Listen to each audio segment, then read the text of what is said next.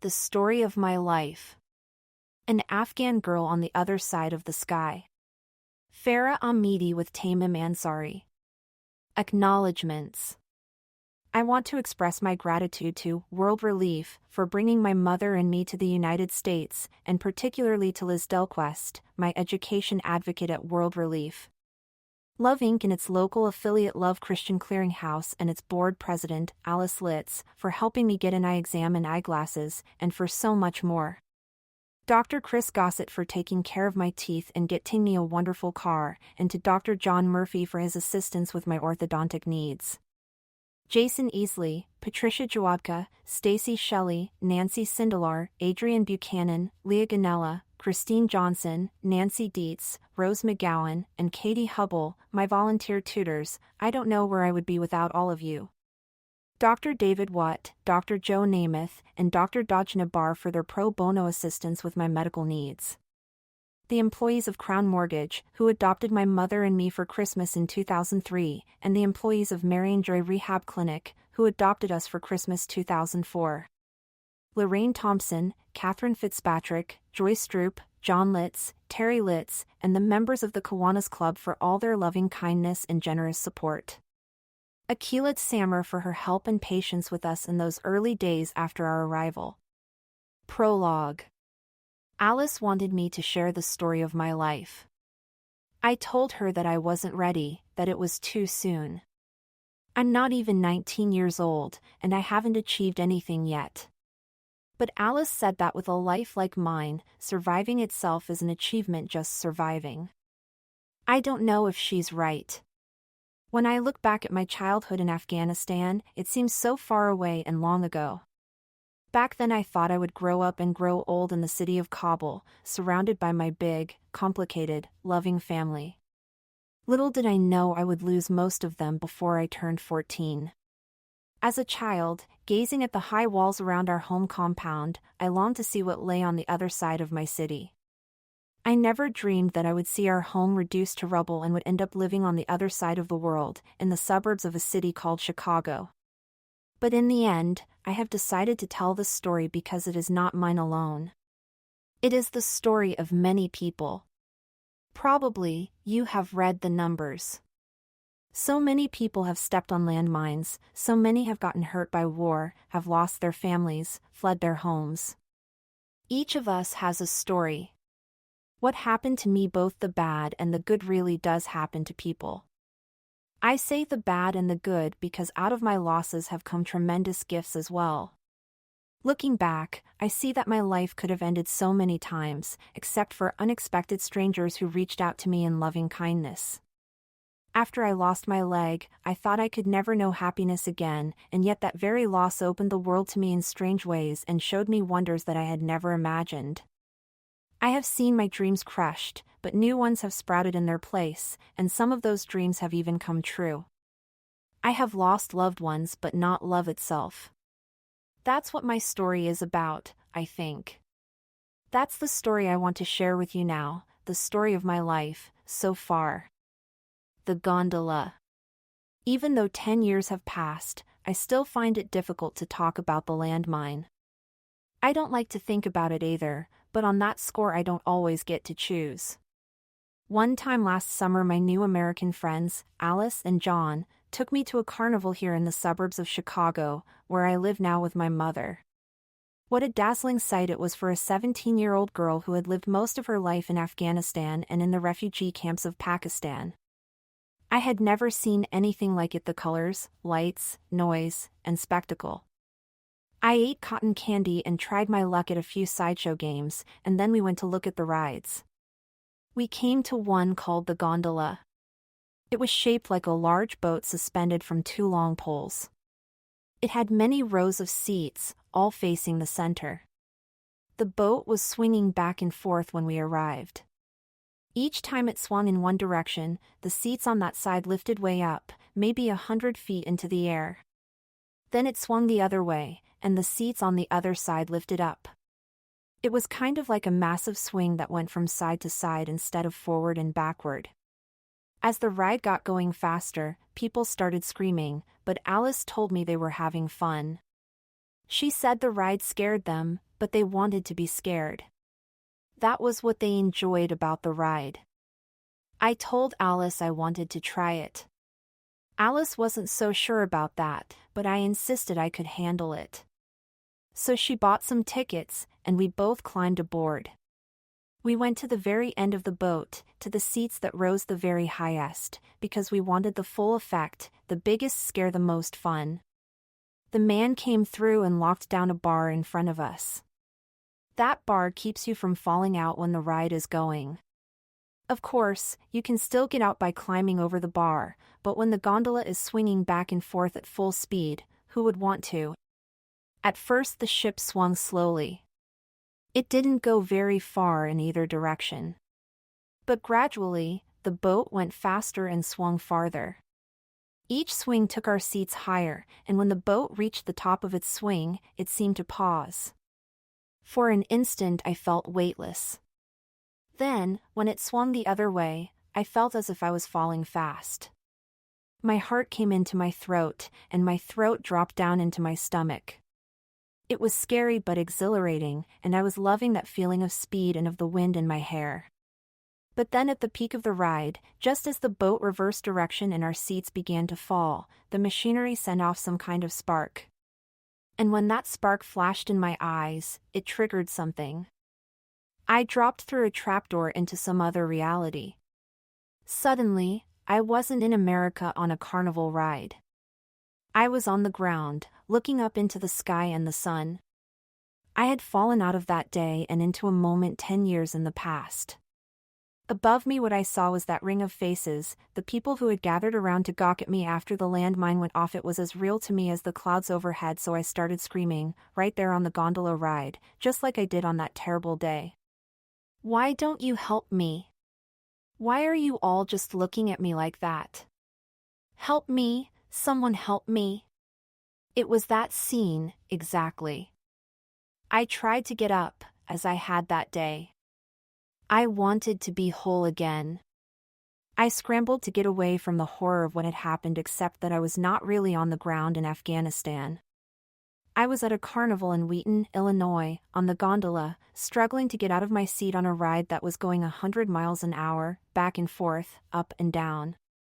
Thank God Alice was there by my side, as she has been by my side so often in these last few years.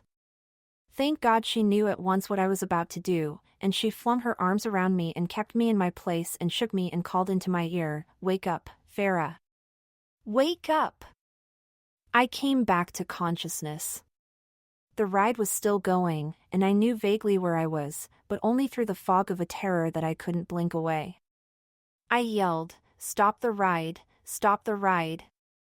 But of course they didn't stop the ride. They never stopped the ride. I screamed, but my screams attracted no attention. Everyone was screaming. They expect people to scream on carnival rides. I was doing nothing newsworthy. If I had managed to get out of my seat and over the restraining bar, yes, then someone would have noticed. If I had managed to jump from the gondola ride at the peak of its motion, yes, I would have made the news, one-legged Afghan girl jumps from carnival ride. But it didn't happen because Alice was there to save my life. But then, Alice has done that in a lot of ways, big and small, since we met 2 years ago. The ride finally slowed down, and the world around me changed from a blur of motion to a field of happy crowds enjoying a summer day. I said, "Oh my goodness, what happened?" I looked around and said, "Oh my goodness. I'm not in Afghanistan.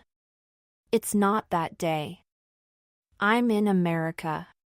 Nothing was broken, I was told. The machine was supposed to make sparks. Even now, I wonder what triggered my flashback at that carnival. Was it the heart-swelling sensation of falling? Was it the light that flashed in my eyes and then morphed into the sunlight of that awful day, the sunlight that shone through that ring of horrified faces?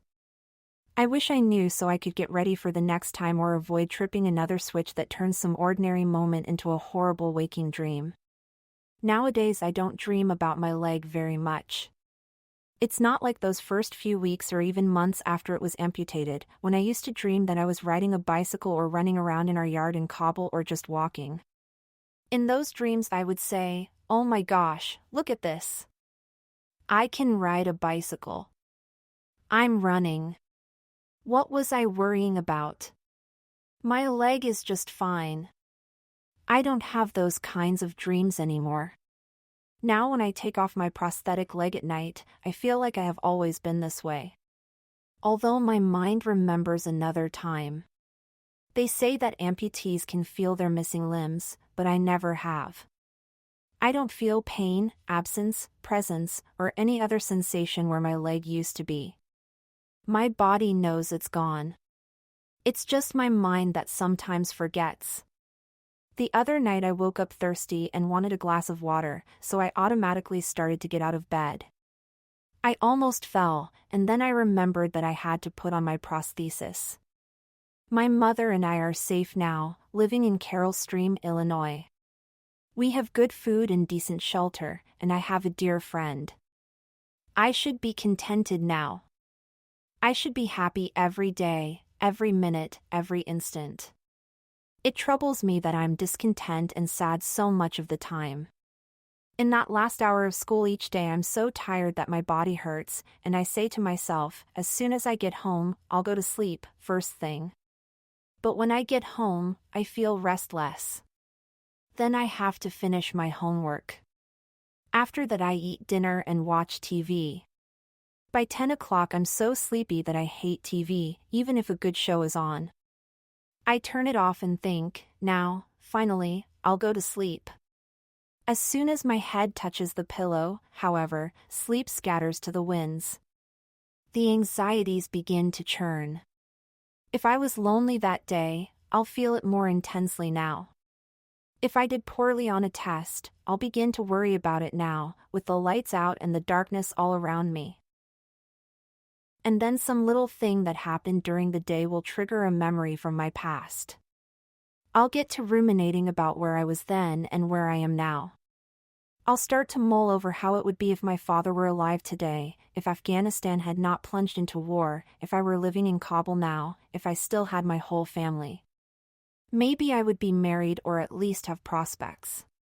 Probably, my life would be calm. I would not have to struggle so hard each day. My mother would have grandchildren from her sons. My father would be happy, and his business would be growing. I think of all that could have been. And yet our life here is good. We have everything we could ask for, God be praised. I don't have to worry about money. We get disability from the government. I just have to go to school. I come home to a nice apartment. I see my mom and know she is feeling much better. Then Alice calls, and we tell jokes and trade stories about our day. I feel loved. How can I possibly feel unhappy sometimes? I have no right to sorrow. And yet at times I find I can't enjoy what I have.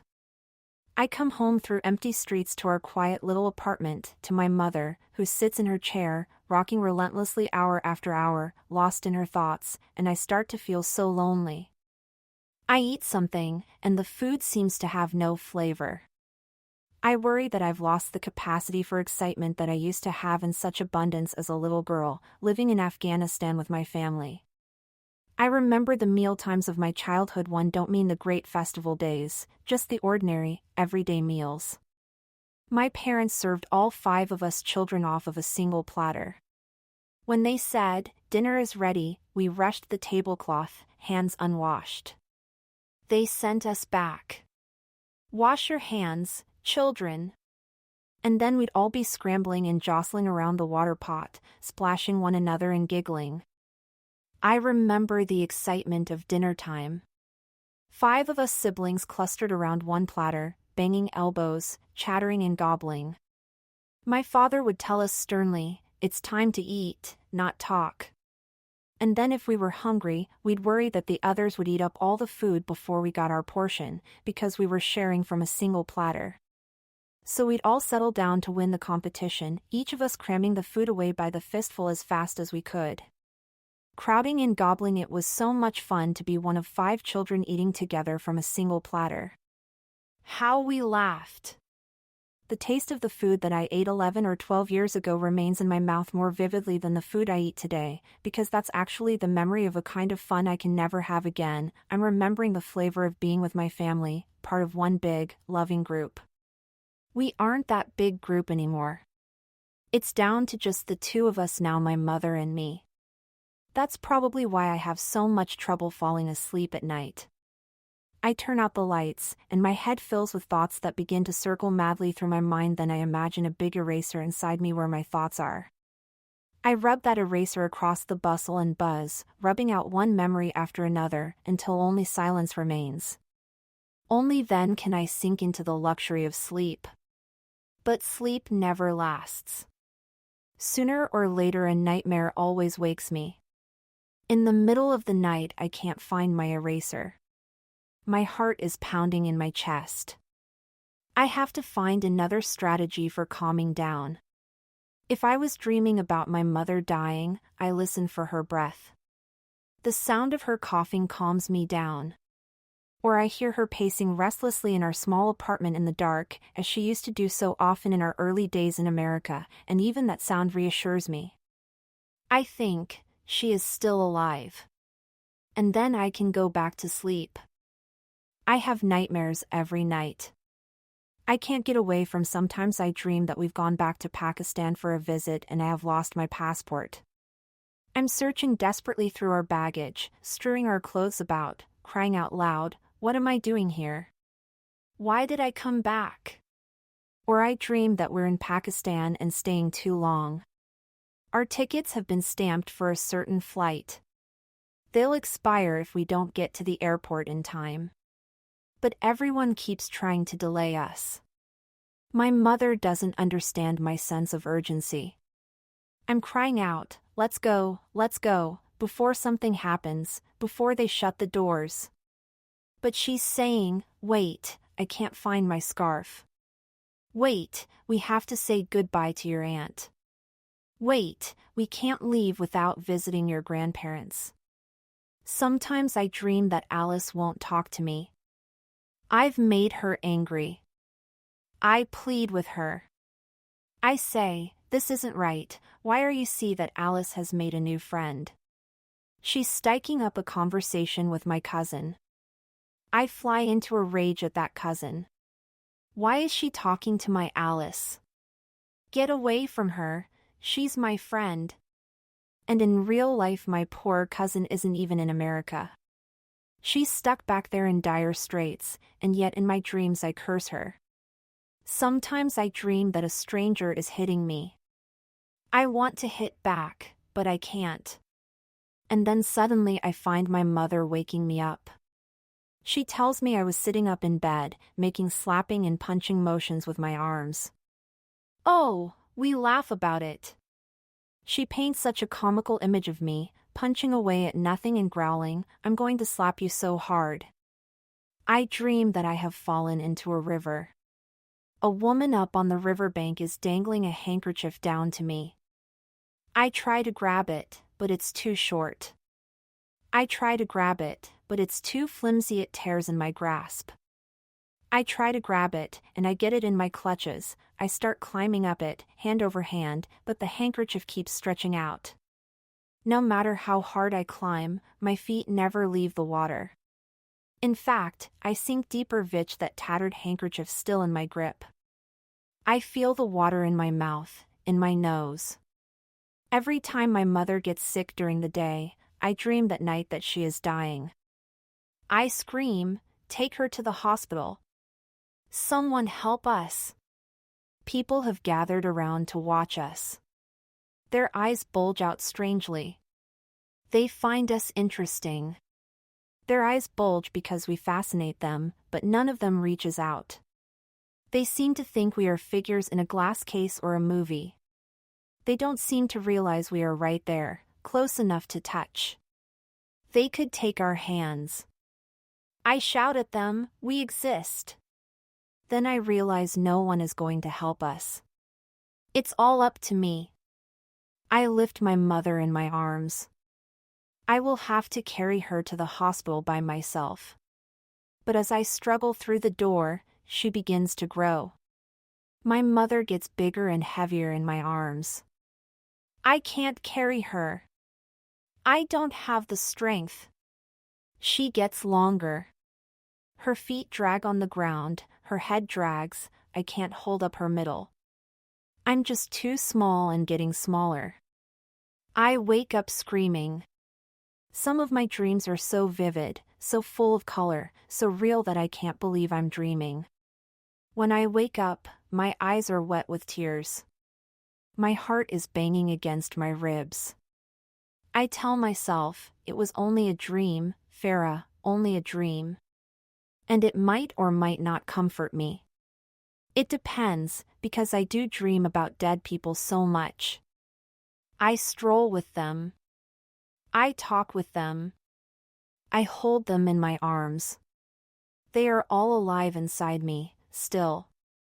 My father and grandmother appear to me, and they are reaching out and beckoning to me, murmuring softly, "Come, Farah. Come be with us now." During the dream, these images do not frighten me. I love my father, and I'm so glad to see him. His voice comforts me.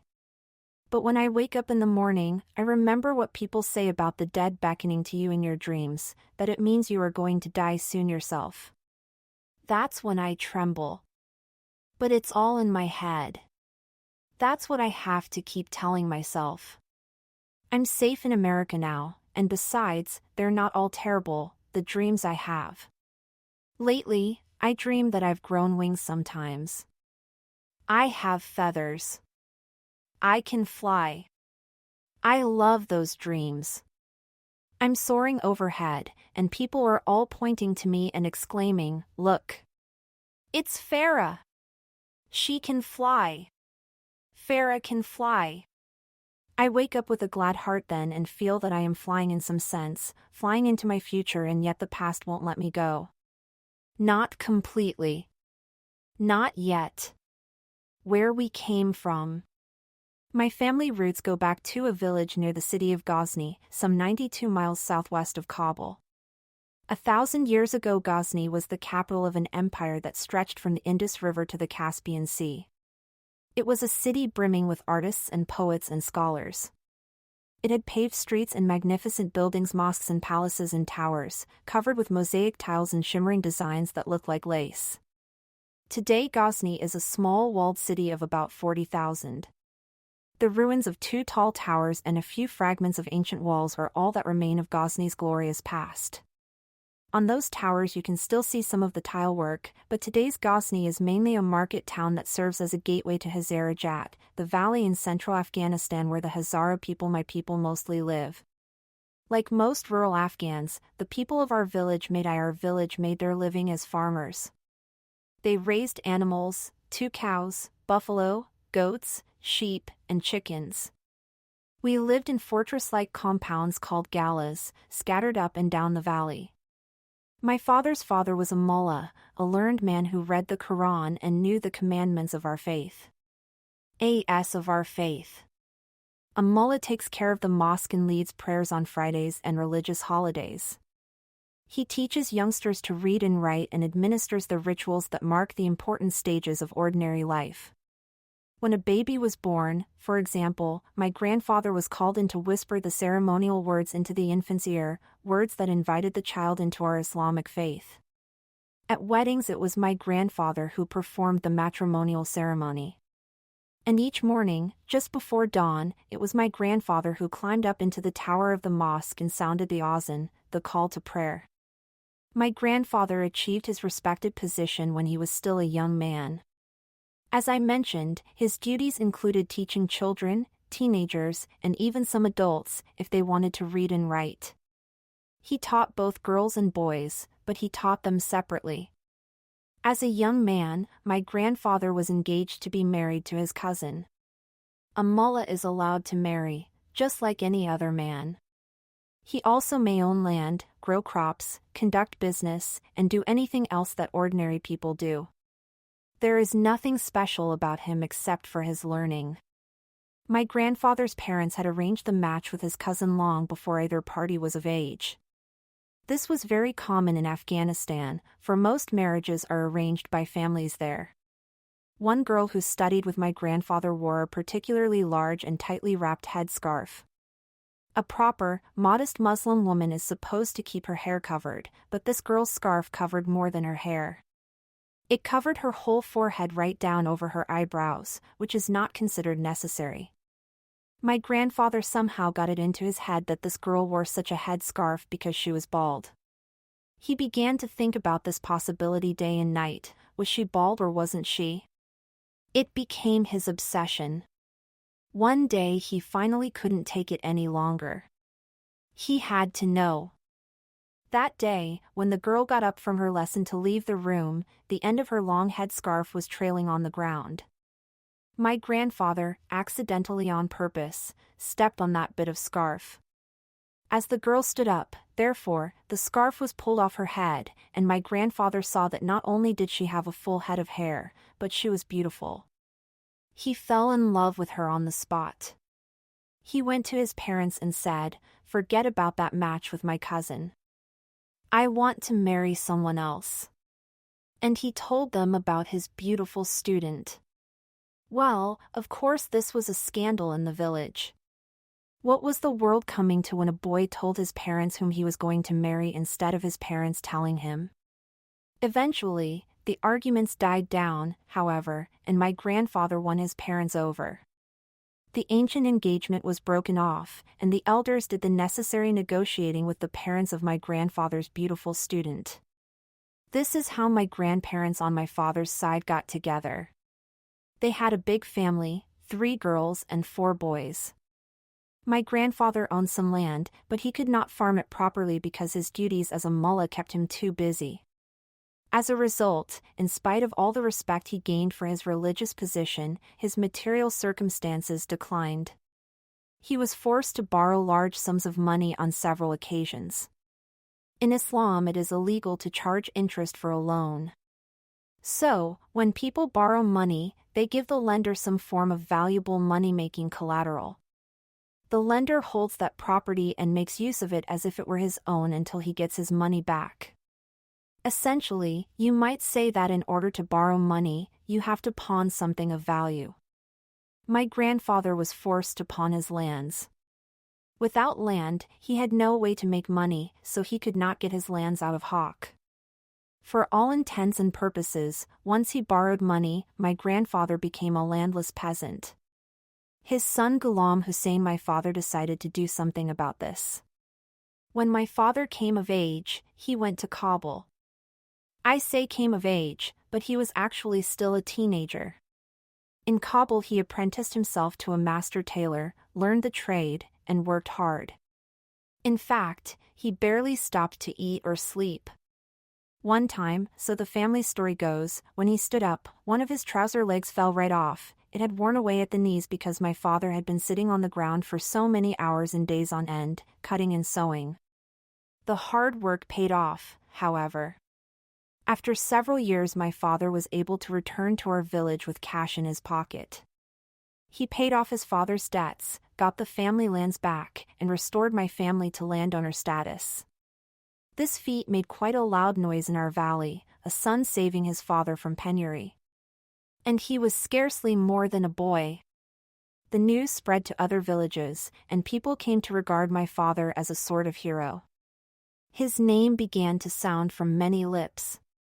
Well, once my father had squared away the family fortunes, he returned to Kabul and went back to work. He graduated out of apprentice status and became a tailor in his own right, but he went on working just as hard or harder than before. When he next returned to the village and turned his savings over to his parents, his mother kissed him on the head and said, "What a good son you are. You have certainly earned a reward. This time we will find you a wife." So my grandmother began to ask around. She asked all the women in her village if they knew of a girl worthy to marry the famous hero Ghulam Hussein. One of her neighbors said yes, she did indeed know of just such a girl for my father. She was the daughter of the Malik, or chieftain, of a village a few miles up the valley. A Malik's daughter sounded good to my grandmother. She said, "Take me there." Well, her neighbor was on visiting terms with the Malik's family, so she took my grandmother there for an overnight visit. Their arrival caused a great hubbub in the Malik's household. "The mother of Ghulam Hussein has come to see us," people said. "The mother of that famous hero has come. What can she want?" During the visit, my grandmother looked about at all the girls of the household and spotted the one her neighbor must have meant, a beautiful girl but a shy one. This girl kept her distance. In fact, she stayed out of sight in the back rooms as much as she could, having assumed that the visitors had come to discuss some sort of solemn business, possibly related to land. She never thought their visit had anything to do with her. That's my mother's modesty. But when she came into the room to serve some food to the guests, my grandmother said to her, "Fatima Jan, come over here and help me out. I seem to have a splinter in my finger." She said this just to draw the girl close so she could get a good look at her and see if she was really as beautiful as she seemed from a distance. My mother came over and dutifully began to look for the splinter in her future mother-in-law's finger. Suddenly, she felt the intensity of my grandmother's gaze. Looking up, she realized in a flash that this woman had come looking for a bride. Embarrassment and panic swept over her, and she ran away, but my grandmother had seen all that she needed to see. This girl would do. Returning home, she discussed the matter with her husband and her son and soon went back to the Malik with a delegation from her gala to formally seek Fatima's hand for her son. My mother's parents didn't play hard to get, as is common in such wedding negotiations. They didn't say, "Oh, we can't, she's too young, this is so unexpected, come back another day, we have to get over the tizzy you have put us in." They were all too happy to say yes to a match between their daughter and the famous hero Ghulam Hussein, the boy who had saved his father's land. Besides, the son of a mullah marrying the daughter of a Malik, this looked like a fitting match to both families and to all the relatives on either side. The agreement was quickly made, therefore, and my parents got engaged. At the Shairikuri, the candy-eating the party that celebrates an engagement, my parents saw each other for the first time. My father was sitting near my mother, gazing upon her, gladdened by what he saw. My mother was too shy to look up. She kept her gaze fixed modestly on the floor in front of her. But inside, of course, she was dying of curiosity. Finally, she did turn her head stealthily to steal just a peep, if she could, of her husband-to-be. Unfortunately, my father was sitting a little too far back for her to see him.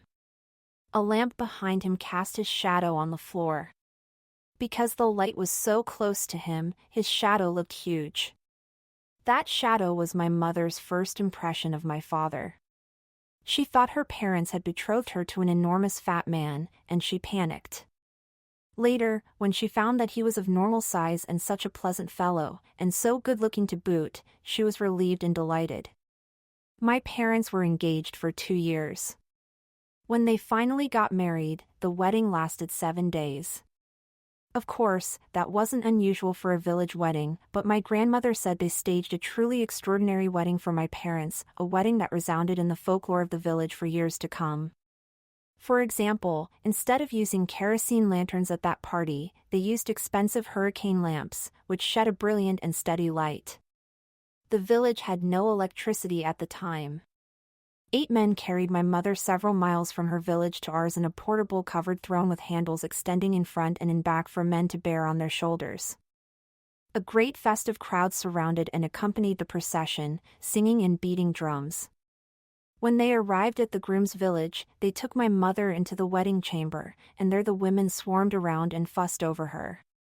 They fixed her hair and put the beauty dots on her cheeks, and then they wrapped her in a big scarf, because she certainly wasn't going to show her face to just anyone. Not only did she wear that scarf over her head, but she kept a big white handkerchief in front of her face throughout the wedding. Technically, my father was supposed to see her for the first time at the wedding, but actually, they had gotten to know each other quite well during their 2-year engagement period. Still, they went through the ritual in which a blanket is thrown over the couple so they can look at each other's faces in a mirror, supposedly for the first time. This is how things were done in an Afghan village just 30 or 40 years ago, when my parents got married. It's how things are still done in much of Afghanistan today. Well, my parents started living together, but over that next year quarrels broke out between my father and the head of his village. Everywhere else in the valley, people were still talking about my father's achievements in Kabul and marveling over the money he had made and how he had gotten his own father out of debt. The head of our village got jealous of our family. He said my father was putting on airs and behaving as if he thought he was better than other people. Finally, my father couldn't stand it anymore. He said to his parents, "Come on, let's move to the city." So in 1976 my father and his parents and siblings all moved to Kabul. They rented a small compound in the southwestern section of the city, and my father began supporting the family as a tailor. Afghanistan was going through great changes at the time. Kabul was becoming a modern city. My mother used to tell me how it was in the capital when she first moved there, and later, too, when the Russians occupied the city. In those days, she said, city women went to work outside the home. They wore stockings instead of the traditional baggy pantaloons. They didn't wear veils or even head scarves. They appeared on TV, where they read the news, sang songs, and even performed dances. All these changes were spurring arguments and tensions between city folks and country folks. In villages like the one my parents came from, people said the city folks had abandoned our Afghan customs, our traditions, and our religion. They said the city people were becoming corrupt. Even in the city, people had different attitudes about the changes. I guess some people can handle drastic change and embrace it, and others can't. Some people want change, some don't. In those days my father made a Western-style outfit for my mother. He told her, "Don't wear a headscarf anymore. Cut your hair, be modern." But my mother was a traditional woman, and on this point she refused to go along with her husband's wishes. "I won't do it," she said. "I don't want to be a modern woman." Meanwhile, politics were heating up in our country. 3 years before my parents moved to Kabul, the last king of Afghanistan had been overthrown by his own cousin, Sardar Daud, who quickly began ruling the country as a military dictator. Daud called himself a president, but he was a member of the same royal dynasty that had ruled Afghanistan for almost 200 years. 2 years after my parents moved to Kabul, an Afghan Communist Party overthrew that so-called president and ended the dynasty. These Afghan communists had nothing to do with royalty or Afghan aristocracy. For the first time in my country's history, a political party, rather than a family, held power, and the leaders of this party were people without prestigious connections or famous family names. At first, these changes at the top did not affect our family much. My family members had nothing to do with politics, as they were actually practiced, and none of them held any government positions. Violence broke out sporadically in the city among competing factions of communists, but when gun battles or political murders took place in some other neighborhood, my parents usually did not even hear about it until later, and then just as stories. Ordinary people did not really feel threatened in everyday life, especially not in their own neighborhoods. My father was gaining a reputation as a tailor, and his business was growing. This was the big news for the family. My father was making good money, and my mother was working side by side with him, managing that money. Each week my father gave her a certain amount of cash to cover family expenses, and she allocated the money to various uses, hunting up the best bargains and tracking every coin spent. She was so good at money management that she saved about half of what he gave her each week. Eventually, she used those savings to buy a gold necklace and other gold jewelry. This was not ostentation. In Afghanistan, traditional women don't keep their money in a bank, they keep it on their own persons, in the form of jewelry. You might say that women were their life savings. My mother told everyone that her husband had bought all that gold for her. She didn't mention the part she played with her money management skills. In short, she gave all the credit to my father, in order to elevate his reputation. He appreciated what she did for him. My parents had a good marriage. Then, at the end of 1979, the Soviets invaded Afghanistan. At first, even this made no real difference to ordinary people like my father. He went on plying his trade. The Soviet troops secured Kabul against looters and thugs, murderers and rebels. On an everyday level, in what was soon to be my neighborhood, life went on more or less peacefully. My brother told me that during the Soviet occupation of Afghanistan, they would often see Russian soldiers on the street and would boldly ask them for candy. They were not particularly afraid of the Russians. Very soon, however, the Soviets did start to make war on the rest of the country. Their planes took off from air bases near Kabul and bombed various villages. They were out to defeat rebels called Mujahideen, who were rallying the rural people against Soviet rule. These rebels were emerging all over the country, in all the villages. When the government dropped bombs to get rid of the rebels, it also drove many villagers from their homes. Hundreds of thousands of families streamed south or west, trying to get out of the country, hoping to find safety in Pakistan or Iran. For most Afghans, however, the nearest border lay far away, across a dangerous landscape, a journey of many days, and those who fled the country forfeited everything they owned. Leaving the country was therefore a big decision that not everyone was willing to embrace. Millions fled, but millions more stayed. Many of the latter still had to leave their bombed-out villages, though. They made their way to the nearest place where bombs were not falling. And the single safest place from Soviet bombardment was Kabul, because that is where the Soviets themselves lived. In just a few years, therefore, that pleasant city filled up with refugees from the villages and swelled into a bloated metropolis full of sprawling slums.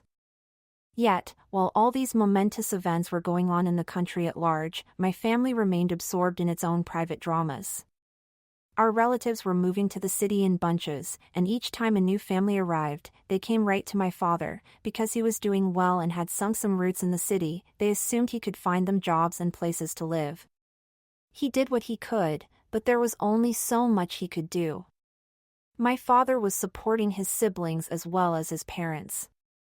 He paid for his brothers' weddings, which is no small thing, because in Afghanistan the groom is responsible for all wedding costs and he must pay a dowry as well. The cost of marriage keeps many poor men single their whole lives. Thanks to my father, however, my uncles escaped this fate. With my grandmother's help, my father also found husbands for his sisters. The family compound in southwest Kabul was not a tiny place, but it could not compare to those fortress compounds in the villages. With my married uncles living there, along with sporadic newcomers from the village, it grew too crowded. At last my father told his brothers, "Look, fellows, you're all grown up now. If you want to work with me, that's fine. I'll take you on as apprentices, and I'll pay you wages, as I would any other apprentice. But you must move out and start your own households. The time has come, and that's the way it has to be." All the old quarrels flared up again, the old charges of arrogance and pride and grandiosity. My uncles accused my father of treating his own family as if they were strangers. It was all part of the conflict between an old way of life and a new way of life. My father leaned toward modern ways. He wanted to be part of a new, socially modern Afghanistan, and this included the idea of nuclear families living in separate households. He and his brothers fell out over these issues. Finally, his brothers moved out in a huff. The truth is, their wives were pressing them as well. Quite understandably, my uncles' wives wanted households of their own. In any case, fault lines sprang up within my larger clan, endless small feuds that got patched up on holidays and flared up again soon after. Once they left, my uncles never did work with my father again. They tried different trades. One went into the army. Another tried to open his own tailor shop. When that failed, he worked as a plasterer. My uncles never quite found their footing. They never caught up with my ever more successful father, and as a result, they could never quite forgive him for quarrels they had forgotten the sources of. Meanwhile, my mother had her own torment. For years after getting married, she had still not gotten pregnant. She consulted doctors. The doctors said there was nothing wrong with her, and they could therefore do nothing to help her. She consulted mullahs. They told her to pray. She prayed and wept and prayed some more. She visited the shrines of saints and bought amulets. Nothing worked. During the course of all this, my mother developed a little cough, the first sign of a problem that would virtually cripple her in later life. Our relatives were beginning to mutter. "The woman is sickly and barren," they whispered to my father. "You should start looking for a second wife, someone who can give you children." Chatter of this sort wounded my mother deeply. And then, at last, it happened. Just after the Soviet army poured into Kabul, my mother got pregnant. A moment of tremendous terror for the country coincided with a moment of tremendous celebration and relief in my mother's life and in the life of her little family. That next year, as the Soviets were beginning to destroy the villages of Afghanistan, my brother Mahmoud was born. Not only had my mother given birth, but she had produced a boy. In terms of Afghan society, her triumph was complete. The relatives had nothing more to say. A couple of years later, she gave birth to my older sister, Nilufar, and then, in 1987, at the height of the war between the Mujahideen and the Soviets, I was born. When I was very little. As a child, I lived a fairly happy life. What did I know about the war in the countryside?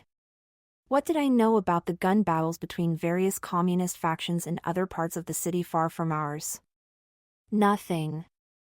We heard occasional explosions, but those rockets never landed in or near our house. We heard distant gunfire, but we grew up with that sound. To us, it was just one of the noises of the city, along with traffic and the buzz of voices from the bazaar down the block. Sometimes we saw planes streaking overhead, but no one told us children where they were going or what they were doing.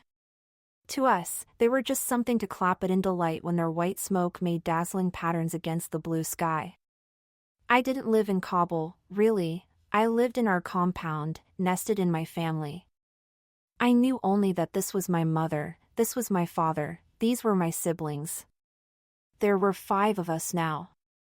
In addition to my older brother and sister, Mahmoud and Nilufar, I had a younger brother Gaius and a baby sister Roya. I knew when I was hungry and what food I liked, and where the corridors led to in our house, and what I might find in the distant corners of our yard. That was my world. It's true that even as a young child, I did sometimes leave the compound on my own. In Kabul, each family makes its own dough and then takes it to a nanbai, a bread bakery, to have it baked for a small fee. Sometimes the chore of taking the family dough to the bakery fell to me, but the nanbai was only a stone's throw from our compound door. I also went to some of my relatives' houses, if they lived in our neighborhood or nearby. The farthest I went alone was to my maternal aunt's house. She lived about a half-hour's walk from us, through a maze of alleyways. She had several children and sometimes wanted me to come over and watch the youngest one, the baby. I was only 5 or 6 at the time myself, but my aunt merely needed me to let her know when the baby started crying. That much I could handle. The first 3 or 4 times I babysat for her, she walked me from our house to hers. After that I knew the way, and the adults let me go on my own. But I never left the compound on my own just to explore. My mother didn't want me to play out in the alley. My older brother went out there all the time, to shoot marbles with his friends or to fly kites or just to hang around gossiping with other neighborhood boys, but he was a boy, and he was older.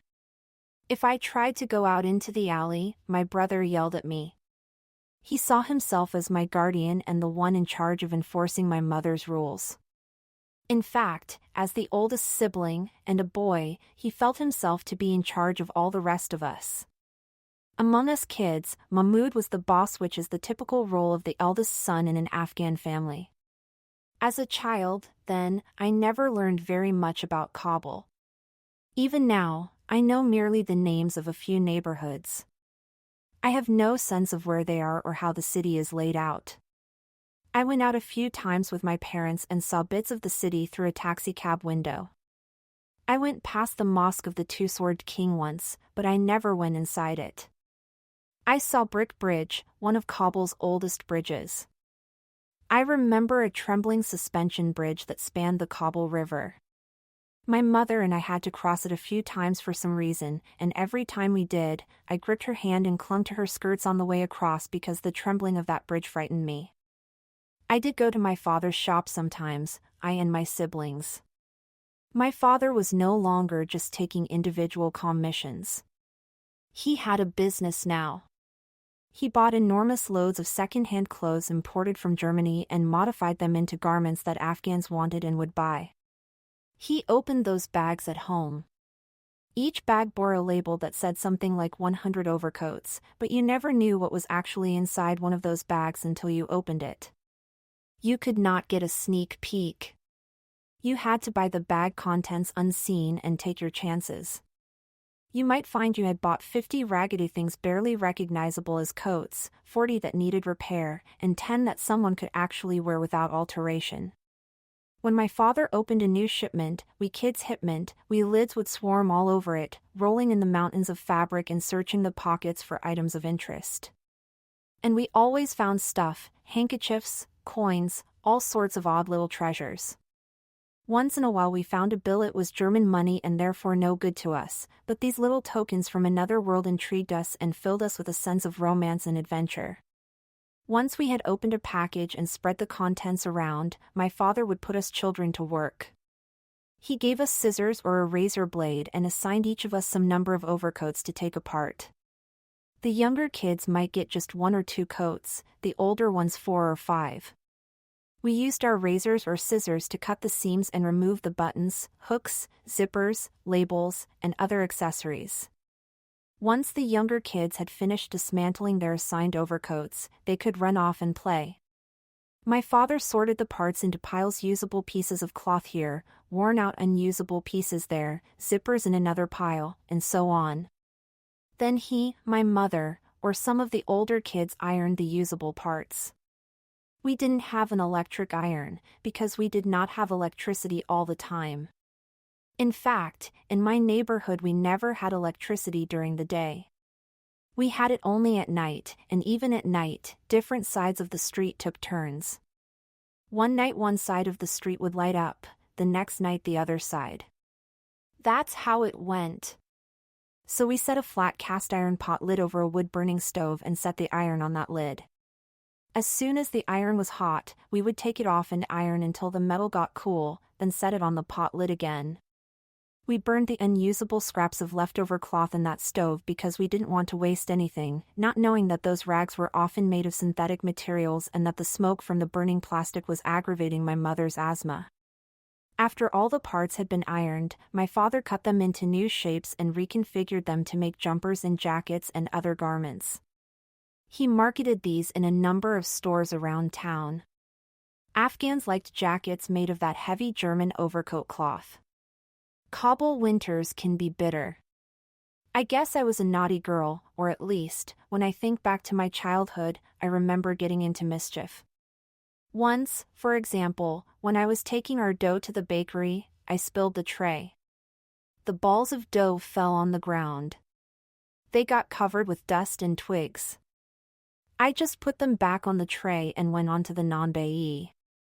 When I brought the bread back, people ate it without comment, even though I could detect sand and gravel and bark and bits of wood in it. Another time my brother bought a bunch of baby chickens. A few shops in our local bazaar had gotten incubator machines. They would put eggs into the machines and hatch hundreds of chicks at a time. People bought the baby chicks because they were cute. It was a fad that swept Kabul. In any case, my brother bought a dozen chicks one day. The next morning he had to go to school, so he told me to take care of them. I promised him I would. He kept his chicks in a big cardboard box, and as soon as he left, I decided to have a look. I wanted to see how the cute little things were doing. I saw that they had knocked over their water bowl and were getting their tiny feet all wet. I thought that their bowl was way too small, that they needed a bowl they couldn't knock over. So I filled a large, heavy, pewter pan with water and set it in the carton for the chicks. Then I went off to play and forgot all about them. When my brother came home, he looked in the carton and saw all his chicks floating upside down in the pewter pan. They had climbed into it, and then they couldn't get out and they drowned. He was so mad at me, he dumped that pan of water right over my head. On another occasion, my brother asked me to warm up some milk for him. I did this, but then I set the cup on a table while I went to get some sugar. When I came back, a feral cat had gotten into the house, and it was busy enjoying my brother's milk. No one keeps cats as pets in Afghanistan, but every house has dozens of feral ones hanging around, looking for scraps. I chased this one away. The glass was still fairly full. The cat hadn't lapped up much. I got to thinking, if I told my brother about the cat, he would scold me and probably refuse to drink the milk. If I poured the milk out and got him a fresh cup, my mother might yell at me for wasting precious milk. So I just stirred the sugar into the milk and gave it to him without mentioning the cat. He never knew. To this day, I feel a little guilty about it. One time I stole a cookie. In Afghanistan, people make a kind of cookie called rot for festive occasions. That year my mother made rot for Eid, the holiest Muslim holiday. The rot was just for guests, and I knew it, but I sneaked in and stole one cookie out of the box. When I tried to eat it, though, I felt too nervous to get it down. I managed to nibble just a few bites out of it, and that was all. But I couldn't put the nibbled cookie back in the box, now everyone would know. On the other hand, I could not bring myself to throw away a perfectly good cookie. I didn't know what to do. So I hid it in the bedding, between two mattresses, and there it stayed for over a year. My mother found it after I had been airlifted to Germany. The cookie left a grease spot on the bedding. I am told that the moment my mother saw that cookie, she started crying. She knew I had stolen the cookie. She should have been angry at me, but instead, her tender heart went out to her daughter, who had missed the enjoyment of her theft. I vividly remember another petty theft I committed as a child. My brother and I had gone to the bazaar to buy some yogurt cheese known as shaka. The vendor was charging 10 Afghanis for it. We put the money on his scales, and he saw us put it there. But when he went to get the shaka, something came over me, and I snatched the money back and put it in my pocket. When he returned with the shaka, he said, "Did you pay me?" My brother said, "Yes." We put the money right there on the scales. "Don't you remember?" "Oh, yes," said the shopkeeper. "I must have put it away in my drawer. So I got away with stealing." A few nights later we kids were huddled under blankets, keeping warm, and my mother was telling us stories. She told us one story about a little boy who stole an egg. His mother knew about it, but she didn't say anything to him. So the next day he stole a chicken. The mother still didn't say anything. She just cooked up the chicken for the family dinner. After that, the boy went on stealing and so slipped into a life of crime. Finally, one day he committed some truly heinous deed and was caught. He was hauled before the judge and sentenced to be hanged. After they put the noose around his neck, they said, "Do you have any last request?" "Yes," he said, "I want to see my mother." They sent someone to fetch his mother. She came up to him, weeping and wailing. He said to her, "Mother, stick out your tongue." Puzzled though she was, she did as her son asked. He grabbed her tongue and cut it off. He said, "You share the blame for my crimes. If you had punished me when I was young, I would not be standing here wearing a noose today." After hearing that story, I felt sick with worry and made myself a private promise never to lie or cheat or steal again. Meanwhile, in the larger world, in the war-torn country all around me, people were being slaughtered for no crime at all, many of them children just like me. Maybe at that very moment someone was planting the landmine that would soon plunge my small life into horror. Going to school. When I was 6, something wonderful happened. I started school. My mother took me there every day for the first week to show me the way. It was a 10 or 15-minute walk from our house down to the end of our alley, then past some open fields, and then along a larger road. I don't remember what the place was called. I'm not good with names. But I remember that it had a large courtyard surrounded by a ring of classrooms built along the high mud walls that enclosed the entire complex. Here in America, first and second graders study in brightly painted rooms filled with books and art supplies and featuring all sorts of posters and pictures on the walls. In Afghanistan, our classrooms were naked chambers with nothing on the walls except a chalkboard. My class had about 30 kids, half of them boys and half of them girls. The boys all sat on one side of the room, the girls on the other. We sat on benches arranged in rows, 4 of us to a bench. The school did not have enough benches for all the students, so we jostled and struggled for places every day. Those who failed to get a seat on a bench had to sit on the floor. Getting a bench was so important that some of us children came to school early and grabbed benches from other classrooms. But the next day students from those other classrooms would come early and take their benches back. And on the next day after that, students from both classrooms might come early and fight over benches. Every morning before school started, you got the scuffling and struggling over benches. It was all in good fun, though. No one got hurt. We were playing. School was casual in Afghanistan, not like in America, where children go to school in the morning and don't get home till 4 o'clock. Maybe by the time you got to 6th or 7th grade in Afghanistan, you went to school that long, I don't know. As a kid, I didn't know what the older grades did. Our school only went to 5th grade. Anyone who got further than that had to go to another bigger school farther away. I knew only that we little kids started at 8 and headed home around 10:30 a.m. And during those few hours we had recess, too, which we spent in the large central courtyard. The boys played running games, hitting games, wrestling games, throwing games, and other rambunctious sports.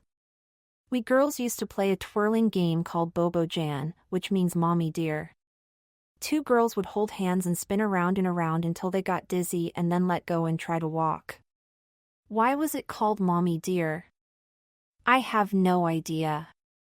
Sometimes we played other active games, like hide and seek, but never with the boys. I don't remember girls and boys ever playing together in my school. Mostly, we girls sat in the sun at recess and told stories and ate our bread. We all brought big flat loaves of freshly baked bread to school.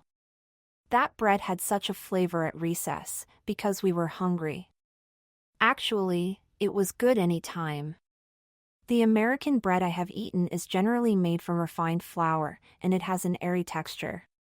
Back home we made rich, chewy bread out of whole grain. I loved hot bread, fresh from the naan-bai. I preferred that bread to meat, to kebabs, to anything.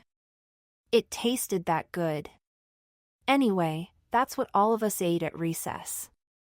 A handful of students from wealthier families also came to school with a few coins clinking in their pockets. They spent their money at the school canteen, buying such snacks as salted chickpeas marinated in vinegar or simian, spicy hot noodle-shaped pretzels. The canteen didn't sell drinks of any kind, but we all brought water bottles from home and drew fresh, cool water from the well in the middle of the courtyard. As it happens, just about the time I started school, a bigger event occurred, but I was not aware of it. The communist government of Afghanistan fell from power, and Mujahideen took over the city. The Mujahideen were the rebels who had been fighting for 12 long years against the Soviets and then against the communist Afghan government, which the Soviets left in power after they withdrew from the country in 1989. The Mujahideen, however, were made up of many groups, and once they took over the city, they began to fight with one another. One group took control of a mountaintop in Kabul and, from there, fired down at its enemies in the various surrounding neighborhoods. Another group made its headquarters outside the city and launched rockets at night. Most of these rockets landed in other neighborhoods. We heard them, but we didn't worry about them too much. It was just part of life. Some days, however, were bad rocket days, and then the schools would be closed. Or sometimes, during the day, we started to hear too many rockets, or the rockets sounded like they were coming closer and closer. On such occasions the teachers would say, "Go home, children. We'll pick this up again when things get calm." In short, school was sporadic, open some days, shut on others. Still, when I was in first and second grade, I did not spend my days living in fear. There were exceptions, of course. Once, we heard that a rocket had landed directly on a school and killed some children. It wasn't in our neighborhood. It was on the other side of the city, in a neighborhood called Sharinau, but we were scared that day, and when the teachers released us, we went home eagerly. But the next day we had more or less forgotten about the school that got bombed in Sharinau. There we were at our own school again, struggling over benches and then later assembling in rows to listen to our teacher. I loved school in part because I got to play with so many other children my own age, children whom I saw only at school, because they were not related to me. That's how it was in Afghanistan, at least for children. You spent most of your time with your family and your relatives. In fact, when I think about it, that's what I really loved about school in general, the glimpse it gave me of a world beyond my compound and my family network. In first grade we merely learned the alphabet and the numbers, and I enjoyed that well enough, but in second grade school became something more for me. It became a place of wonder. In second grade we began to learn about the world. We had no books, just a teacher, but she was a wonderful woman. She wore a long colorful dress with a small hand-embroidered headscarf. Outside the school grounds, she replaced this with a bigger white scarf known as a chatur namaz, a prayer scarf. She was slender and very tall, and we children took great pride in her height. The taller she was, the grander she must be, we felt. Standing next to her at the chalkboard, we felt like ants, and that pleased us immensely. What a wonderfully sweet woman, she was such a sweetheart. She told us stories about her own school days. She told us of the ambitions she had nursed in high school, of going abroad to study. She told us that when she attended school, she and her schoolmates wore Western-style dresses and went about in public bareheaded, which was no longer allowed now that the Mujahideen held power. In public women had to cover their heads with a scarf. She told us about her wicked stepmother, who always tried to douse her ambitions. When she brought her report card home, her stepmother would glance over it and sneer. "Oh, so you're first in your class, I see. I suppose you think you're special." She told us she never got congratulated for anything she did, but she persevered, giving herself her own congratulations, and she told us we must also hold on to our own sense of self-worth and never succumb to anyone's sneering, scoffing, and denigration. I don't even know that lovely woman's name. We all just called her Malam Sahib, which means teacher sir. She filled our minds every day with the most astounding information. She put it in the form of stories. Even when it wasn't actually a story, she told it that way, because she knew that stories keep children interested and agog. Her storytelling got us to sit quietly and listen and forget about making mischief. At that time I was just starting to wonder what lay beyond the limits of my own experience. I was pondering the big questions: the world, the skies, the universe. I remember one day our teacher astounded us with the news that the world was not flat, but shaped like a ball. That was so interesting to me. She told us too that there were other countries in the world, quite different from ours. The idea of other countries, other people different from us, wearing different kinds of clothes, living in different kinds of houses, speaking different languages, this dazzled me and filled my mind with possibilities. I received her words like a desert receiving rain, just drank them in, drank up her stories. At home I had often wondered what the sky was like. I pictured getting a long, long ladder and climbing up to the sky and feeling it. What would it feel like? I wondered, would it be soft, hard, shiny, smooth, or what? And what if you could break through the shell of the sky? I mused, what if you could poke your head through the hole you broke, what would you see? What was on the other side of the sky? And then I went to school, and the teacher told us, no, the sky is not like you think. It's not a ceiling. It vanishes as you come close to it. You could climb up toward it forever and ever, and you would never reach the sky. The idea of such a universe swept me away with its majesty. Then she told us about the stars. She said the stars, which seem so small, are actually bigger than Earth itself. They only look small because they're so far away. Wow. After that, I would often go out at night and stare up at the sky. I would think, okay, then. Let's see. If those twinkles are bigger than Earth, how very far away they must be to look so small. What a universe this must be, to contain such distances. And what if you could travel to those stars and look from there, beyond, what would you see then? Just how far did the universe go? And where it ended, what was on the other side? Every day I hungered for school, hungered to get there, hungered to hear what our teacher would teach us next. And that hunger was my downfall, for it made me careless just for a few minutes, but that's all it took, a single careless moment.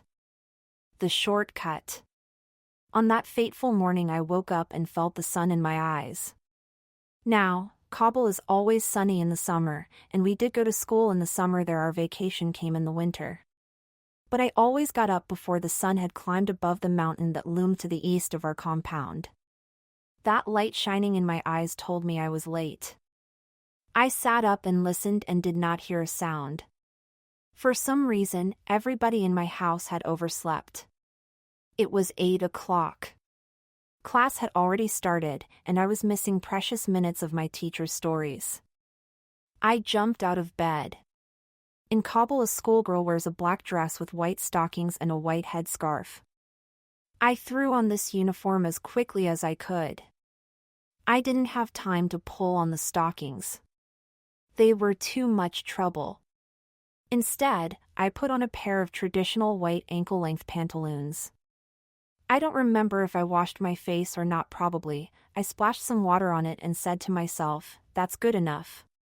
As for my long hair, I didn't have time to comb it. I just left it tangled and unruly from sleep, grabbed my school box, and rushed out the door, foregoing my usual morning bread and tea. I had no time. Outside, I saw no other school children making their way down the road. They were all in school already. And so I thought, I'll take a shortcut today. By veering off the paved street and cutting across an overgrown brush-filled field directly to the main road that led to my school, I could save 2 or 3 minutes. I think most people knew to stay out of this particular field. Perhaps the grown-ups had told me to stay out of it too. I don't know, a child forgets such warnings. I didn't see any warnings posted, but then, I wasn't looking. I was late to school, and that's all I could think about. I started across the field. And then suddenly a fire flashed in my face and the earth seemed to move beneath my feet. I remember a shower of soil and then nothing. I woke up on the ground, surrounded by a crowd, men and boys mostly, but a few girls, too. No women. They were all staring down at me with huge eyes. The color had fled from their faces. They looked horrified. Their lips were moving, but I could hear no voices. All I heard was a loud ringing in my ears. The sun blazed down on me, but shadows kept cutting across the light as people pushed their way into the ring of spectators. They just let me lie there for half an hour or more, I later learned. They didn't know what to do. They didn't know who I was. At that moment I didn't quite know who I was either.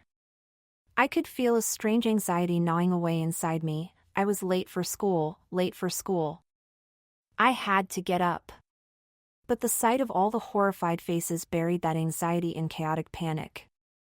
I tried to look down at my legs, but I couldn't. It was so confusing. I didn't know what had happened or why I couldn't get up. I felt no pain, no physical sensation at all, just mental turmoil and fear. Those horrified people standing over me were arguing. Was it too late? Was I dead? Should they lift me up? How should they do it? Yes, that's what they were disputing. The babble of their voices was beginning to come through the ringing now, as they loomed over me, shadowy faces and figures, sunlight twinkling through the shifting spaces between them. And then at last I found my voice. What happened? I screamed. Why are you standing there?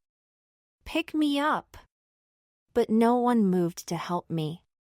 They just crowded against one another, jostling for position and craning over one another's shoulders for a better view of me. Such rage came over me then. I screamed at them. Oh, how I screamed!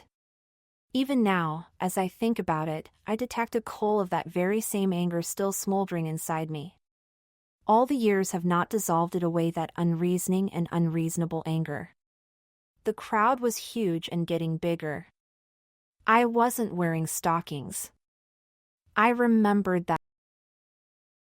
Stockings took too long to pull on, so I had just slipped on a pair of baggy pantaloons that morning, under my black school dress.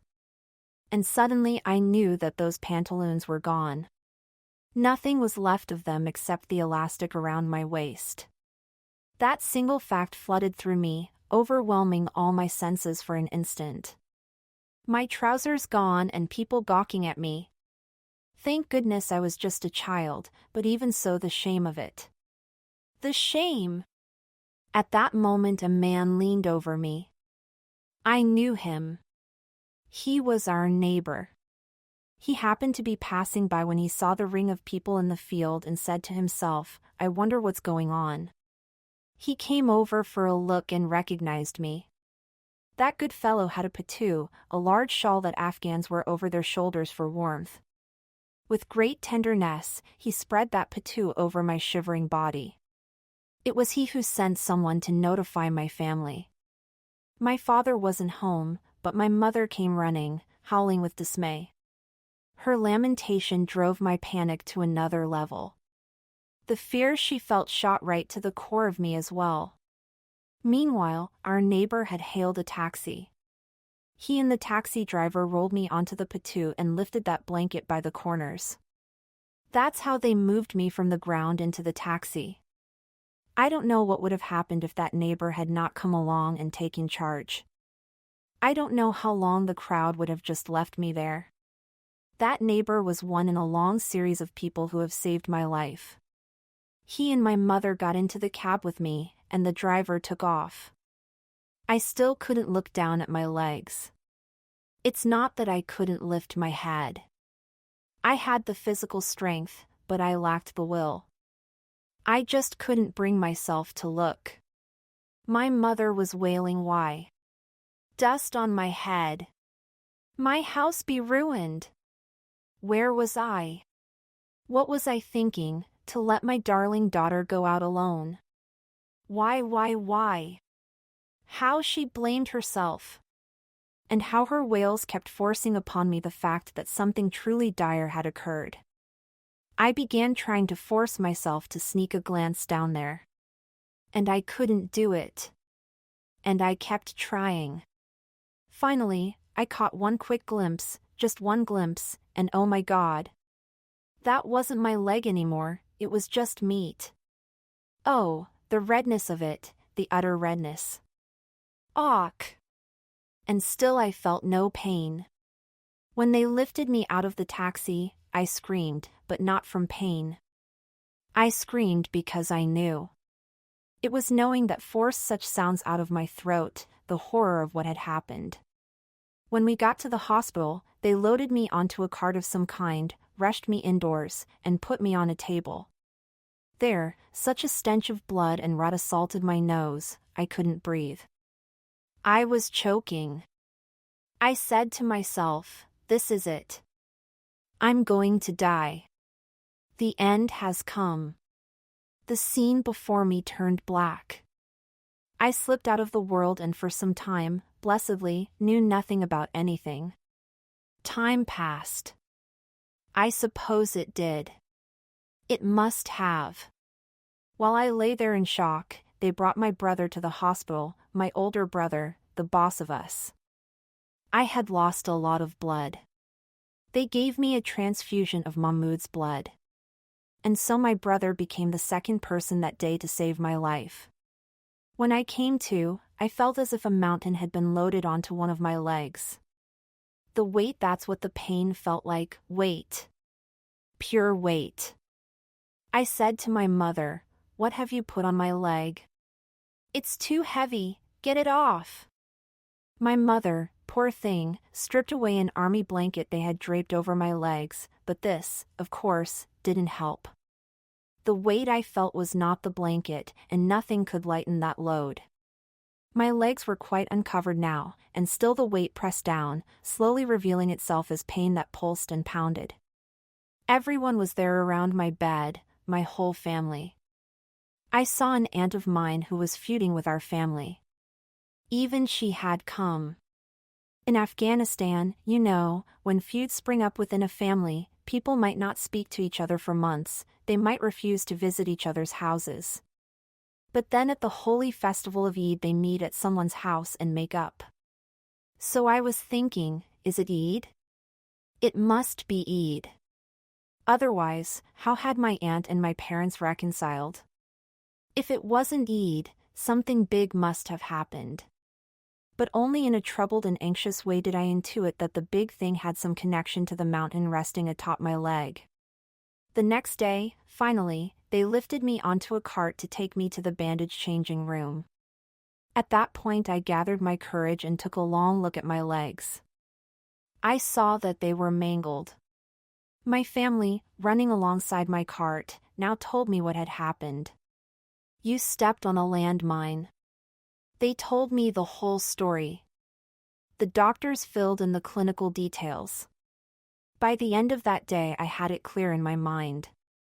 I was in the Kabul Children's Hospital. I don't know which part of the city that is in. As I said, I don't know much about the layout of Kabul.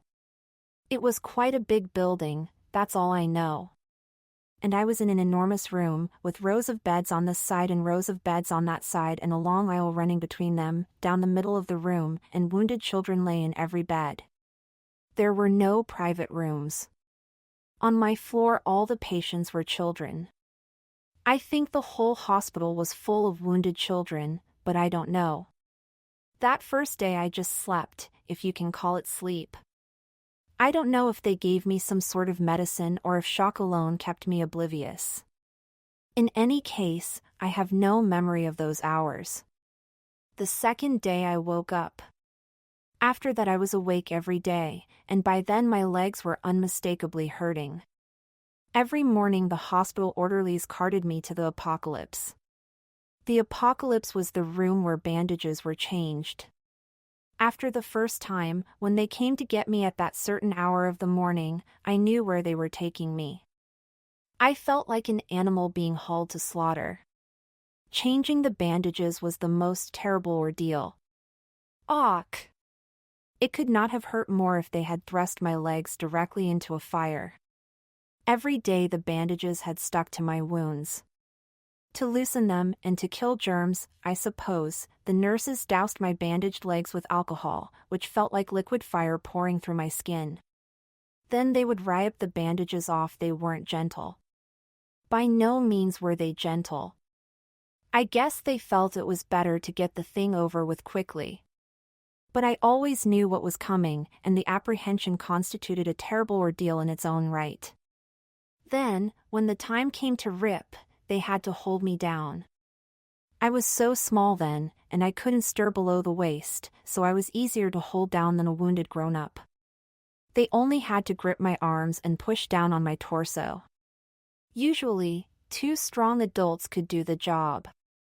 My mother, my poor, terrified, distraught, exhausted, and guilt-tormented mother would give me her arm or hand to bite when they were ripping the bandages off. And I would bite, I would bite hard. That's how I managed to stifle my shrieks, at least to some extent by covering my mother's arms in bruises. She didn't have much fat on her, so biting her arm was like biting on bone. It hurts me now to think how I must have hurt my mother, but at the time I was lost in my own pain and nothing else existed for me. Now I have to say, oh, darling mother, forgive me for what I put you through. And thank you for what you did. She's a good mother, this mother of mine. I spent 40 days in that Afghan hospital. The Afghan doctor was kind to me, but I don't know if he was a good doctor. There was no real way to tell. He had nothing to work with, no real medications, no tools, no medical equipment. That hospital did not even have bandages. Such was the story of Afghanistan at that time. The country had lost all its manufacturing. After all those years of war, it had used up all its medical supplies. It had run out of money to buy anything from abroad. Thus, the hospital had no way to restock the supplies it used up or the equipment that broke. My family, like other families, had to scramble around the city every day, trying to buy bandages in the bazaar to supply what I would need the next day. When they couldn't come up with proper bandages, the doctors and nurses had to wrap just ordinary cloth around my shredded legs. They didn't have antiseptic creams to put on the wounds before they wrapped them. They had only Vaseline, so that's what they smeared on the meat, just to keep the bandages from sticking. But it never worked. The bandages always stuck. It's scarcely any wonder that during my 40 days in that hospital, my right leg got infected. They changed all the bandages on the same table and didn't sterilize it between patients. When they brought me in, they set me on other people's blood and other people's gore. As soon as I was carried away, other patients had their wounds dressed in my blood and gore. It wasn't the kind of scene you picture in America when you hear the word hospital. It wasn't that kind of hospital. As for repairing my legs, they could not even attempt it. They didn't have the medical prowess. They knew how to douse a wound in alcohol and how to change a bandage. That was all. In that hospital, they were just trying to keep me alive. They knew that every 3 months or so a German organization came to Kabul and chose a limited number of wounded Afghan children for treatment in Germany. The Afghan doctors were just trying to keep me alive until the Germans came. They knew that the Germans were my one and only hope. If the Germans came and did not choose me, they would probably just have to let me go, but they were trying to keep me alive long enough to give me that one chance. They talked to my parents about this possibility of going to Germany. We can't treat Farah's wounds here, they confessed. We don't have the skills. Her case is too serious. Let the Germans take her. It's her only chance. When I heard about this conversation, I got scared. I was only 7 at this time, remember, and I said, I can't go alone. I won't do it. My mother has to go with me. The doctor said, that's not how it works. They won't take your mother, only you. You have to go alone. Then that Afghan doctor spoke to me privately. He said, don't fret about this, my child. Go with the Germans. They're good people. You don't have to be afraid of them, and they're wonderful doctors. Why, they'll fix your legs so well that when you come back, just wait and see. You'll be walking around in high-heeled shoes. We don't have the tools and skills to help you here, but in Germany, my child, they have experts. Experts! Yes, when they get finished with you, your friends will envy you. You'll be the talk of the town, strolling about in your high-heeled shoes. Go with the Germans, my child. And I believed him. In those last days at the hospital in Kabul, he managed to set my heart somewhat at ease. I still remember how he patted my head and stroked my hair and calmed me down. He had a kind heart. When the Germans finally arrived, that kindly doctor pointed me out at once. She's our most serious case, he said. You must definitely take that one. Well, the Germans took only those who were seriously wounded. If you had merely lost a hand or something and your wound was clean and looked to be healing, they wouldn't take you. In that sense, I was fortunate that my situation was so grave. I was awake when the Germans came. I was awake when they came to tell my doctor that I had been chosen. By then I was so happy to hear the news. The Germans were going to fix me. I was going to wear high-heeled shoes. Alone in Germany. The Germans took about 30 of U.S. Afghan children that time. Of them all, I was the most seriously injured, the closest to dying. I hardly remember anything about the journey from the hospital to the airport, just that every time they moved my legs, I screamed in they had to move my legs a certain amount, of course, just to get me from my hospital bed into the airplane. On the plane they gave me a row of 3 seats to myself, so that I could lie down. They fastened me down with belts and nested me in cushions to keep my body from jostling around. They attached me to an intravenous morphine drip, which quickly wrapped me in a thick fog. They did everything they could to make me comfortable. Even so, after the plane took off, while I was huddling there half unconscious, a foreign guy went by and just barely brushed against my leg by accident. It felt as if a fire had engulfed me from heels to head. How I shrieked. That poor man. He jumped back guiltily, thinking he had done something terrible. In truth, anyone might have brushed against me like that. It was nothing, poor fellow. But after that the doctors put up some yellow tape to keep everyone else out of my part of the airplane. I remember those hours on the plane to Germany like something I might have seen while I was drowning in syrup.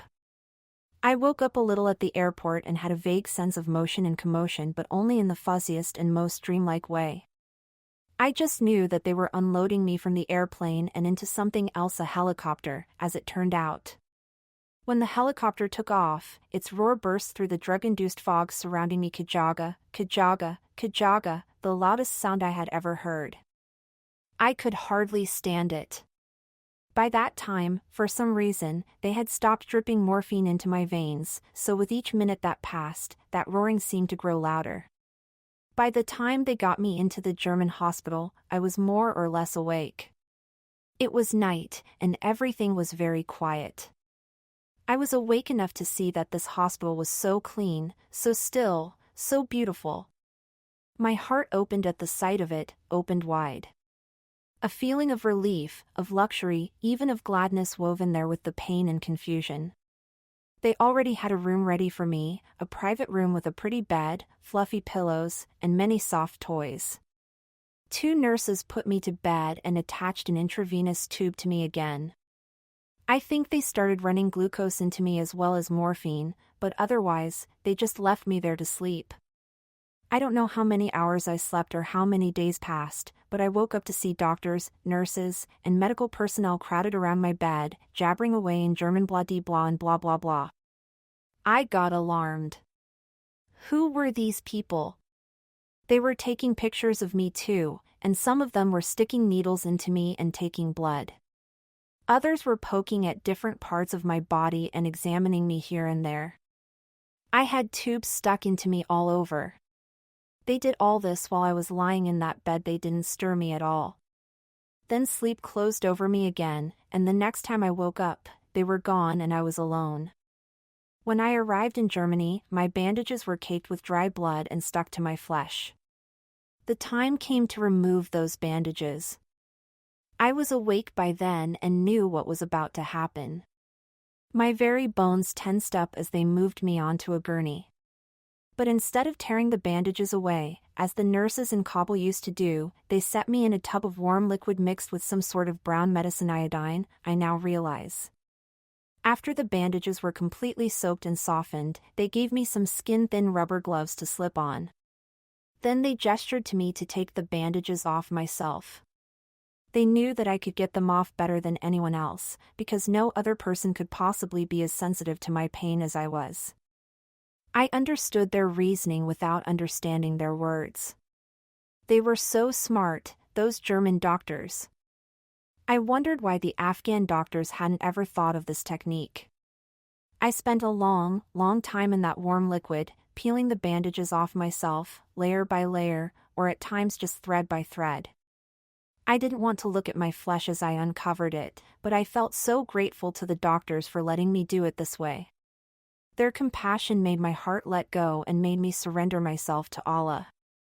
I was happier after the old bandages had come off and my wounds had been slathered with antibiotic grease and dressed again in clean, antiseptic gauze.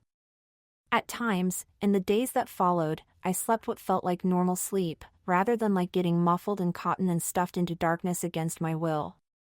Slowly, I discovered in myself a capacity for traces of pleasure because these medical people showed such lovingness to me and nursed me so graciously and brought me toys. I have to say that the doctors in Afghanistan had a certain arrogance to them as a group. They acted like they were of a higher station than their patients. And the nurses? Even worse. You couldn't even talk to them, their station was so high above yours, they took any plea for attention as an insult. Once, when I cried and tried to turn away from an injection, the nurse just stalked away in a huff. "If you're going to fuss about this, you can stew in your infection," she said. My mother ran after her pleading, "No, no, no, please don't be mad at my little girl. She's young, she doesn't know what she's saying, give her the injection." And at length the nurse relented and came back and haughtily gave me the shot. The nurses in Germany were so different. They would sit with me at night, comb my hair, and put cream on my face. They would spoil me. In the morning they would pull the curtains aside and sing out cheerily, "Guten Tag." Good morning in German. I learned a little of the language when I was there, although I have forgotten most of it now. They would say other things, too, like "Oh, I don't know, are you feeling better, dear?" Things like that. It made a difference, just to have somebody notice you and take an interest in whether you were doing better or not. Going from the hospital in Afghanistan to this one felt like going from hell to heaven. Still, I kept slipping in and out of consciousness in those early months, and every second or third time that I woke up, I found my room crowded with strangers in white uniforms jabbering at one another over my body. As it turns out, the bone of my right leg had eroded, dirt and blood had gotten in there. That's what they were talking about. After studying the situation, the doctors decided they had to remove the parts of my leg bone that had gotten infected. Otherwise, the infection would have spread to the rest of my leg and then to the rest of my body. In fact, the infection had already reached a critical stage, and there was no time to spare. Strangely enough, my right leg, the less damaged one, had the more critical infection. So they removed my right knee and some of the bone just above and below that joint, and they fused my thigh bone to my shin bone, holding them together with a metal rod that now extends 6 or 7 inches into both bones. Each end of that rod is attached with pins to the bone. As a result, of course, I can no longer bend my right leg. I can bend my foot up and down because my ankle joint remains intact, but I can't bend my leg because I do not have a knee. I vaguely knew that they were taking me to another room every so often. I didn't particularly know that they were performing operations on me there. They gave me strong medicine each time that knocked me out. When they brought me back from the first operation, I was so groggy, I didn't know if it was night or day and whether one night had passed or 10. It meant nothing to me when more doctors showed up and stood around my bed, conducting grave conversations. They examined me minutely, studied my legs, and talked some more. A blanket obscured my view of my own legs, so I didn't know what they were looking at. They were talking in German, so I wouldn't have known what they were saying even if I could have focused on their words. But I was so heavily sedated that it all felt like a dream to me, a buzzing and humming without meaning. I didn't know that they were talking about my other leg now. The left leg was more severely damaged. The landmine had shattered the foot bones and most of the shin bone. I guess this was the foot I had set upon the mine. There was no saving it. Some time later they took me back to the operating room. And again, I didn't know where they were taking me, and they gave me anesthetics once I got there. When I woke up from the drugs, I was in my own room again, lying there with eyelids so heavy, I could barely hold them open, a heaviness like a boulder filling my brain. Time passed, and I eased back into consciousness. But I didn't know what the doctors had done to me. I only knew that I was feeling better. I was feeling no pain anymore. In fact, I was feeling nothing below the waist. The absence of pain allowed me to actually think clearly again, for the first time since the day of the explosion. I thought about my family back in Afghanistan. I began to imagine arriving home, how I would skip down the stairway from the plane, how I would run across the field to greet them, how they would clap and celebrate that I was back from Germany and all well again. Maybe they would have high heels for me, ready to wear. I wanted them to be red. Or would black be better? And what kind of shoes? I began to imagine different styles. At that point the doctors had put a sort of frame over that the banquette would not touch my yep. Chen looked down. Once I was awake again, that's what I saw, that tent-like dome of blanket. And for the longest time, I don't know how long, since time had no meaning for me in that hospital, especially in the early days, I never thought to look under the blanket. I just gave myself over to fantasies about returning to Afghanistan. One day, however, I finally thought, let me see what they've done. I lifted the blanket, looked down, and saw nothing at all where my leg should have been, just an empty space. Just absence. It was such a jolt. I felt as though an earthquake had given the entire building a shake. About 3 months had passed since I'd gotten to Germany, it turns out. I don't know quite when, in all that time, they amputated my leg. No one told me about it when it happened. They just took me out, sedated me, brought me back, let me wake up, took me out, sedated me, brought me back, let me wake up. I had spent so many hours in blissful ignorance, living out my fantasies. Everything was going to be all right now, because I was in Germany. That's what I thought. They were going to fix my legs, and I was going to be just the way I used to be. I was clinging to that Afghan doctor's tale about high heels. That belief was the one thing that kept me going, that, and all the romantic stories the fantasy implied about the life I would live, the love I would enjoy. My heart was thrilling away to those stories. For me, when I saw the emptiness below my knee, the landmine exploded a second time. Oh my gosh, this is Germany, I was thinking. It's a good hospital, these are good doctors, why did they do this to me? It was then that I started to weep, all by myself in that hospital room. Quietly, though. And no tears came out. I had cried them all. I just sobbed and sobbed with eyes as dry as dust. And I kept thinking, this is Germany. They're supposed to know how to fix a person's legs here. Why did they do this to me? If they know how to fix legs, why didn't they fix? No one heard my grief. I didn't scream or make a single sound. I kept everything bottled up inside me. After all, I had no one to share it with, you know. I couldn't even ask the doctors to explain their decision. They spoke German, and I spoke Farsi, we couldn't communicate. I had been so sure that I was going to walk again, that my life would go back to normal. I had spent so many hours imagining my return to Afghanistan, my family's surprise, the delight that would bloom on their faces as I ran to them across the airfield. I had spent so much time imagining myself whole again. A single instant shook that fantasy apart. I saw a painting recently at the Art Institute of Chicago by a man named Picasso. That painting showed a woman shaken apart into 100 pieces and then put back together, but scrambled, put together all wrong, a cheekbone here, a mouth there, the nose upside down, eyes in the wrong places. Picasso must have been through an experience like mine. How else could he portray exactly how I saw myself in that instant after I discovered that my leg was gone? But as I say, I didn't cry out loud at that time. I only turned the discovery over and over in my mind. Why didn't they tell me? That question kept hammering away inside me. They let me build up my hopes, and then everything broke apart for me. I felt like half a person now, alone with my emotions and confusions. I could no longer take pleasure in anything.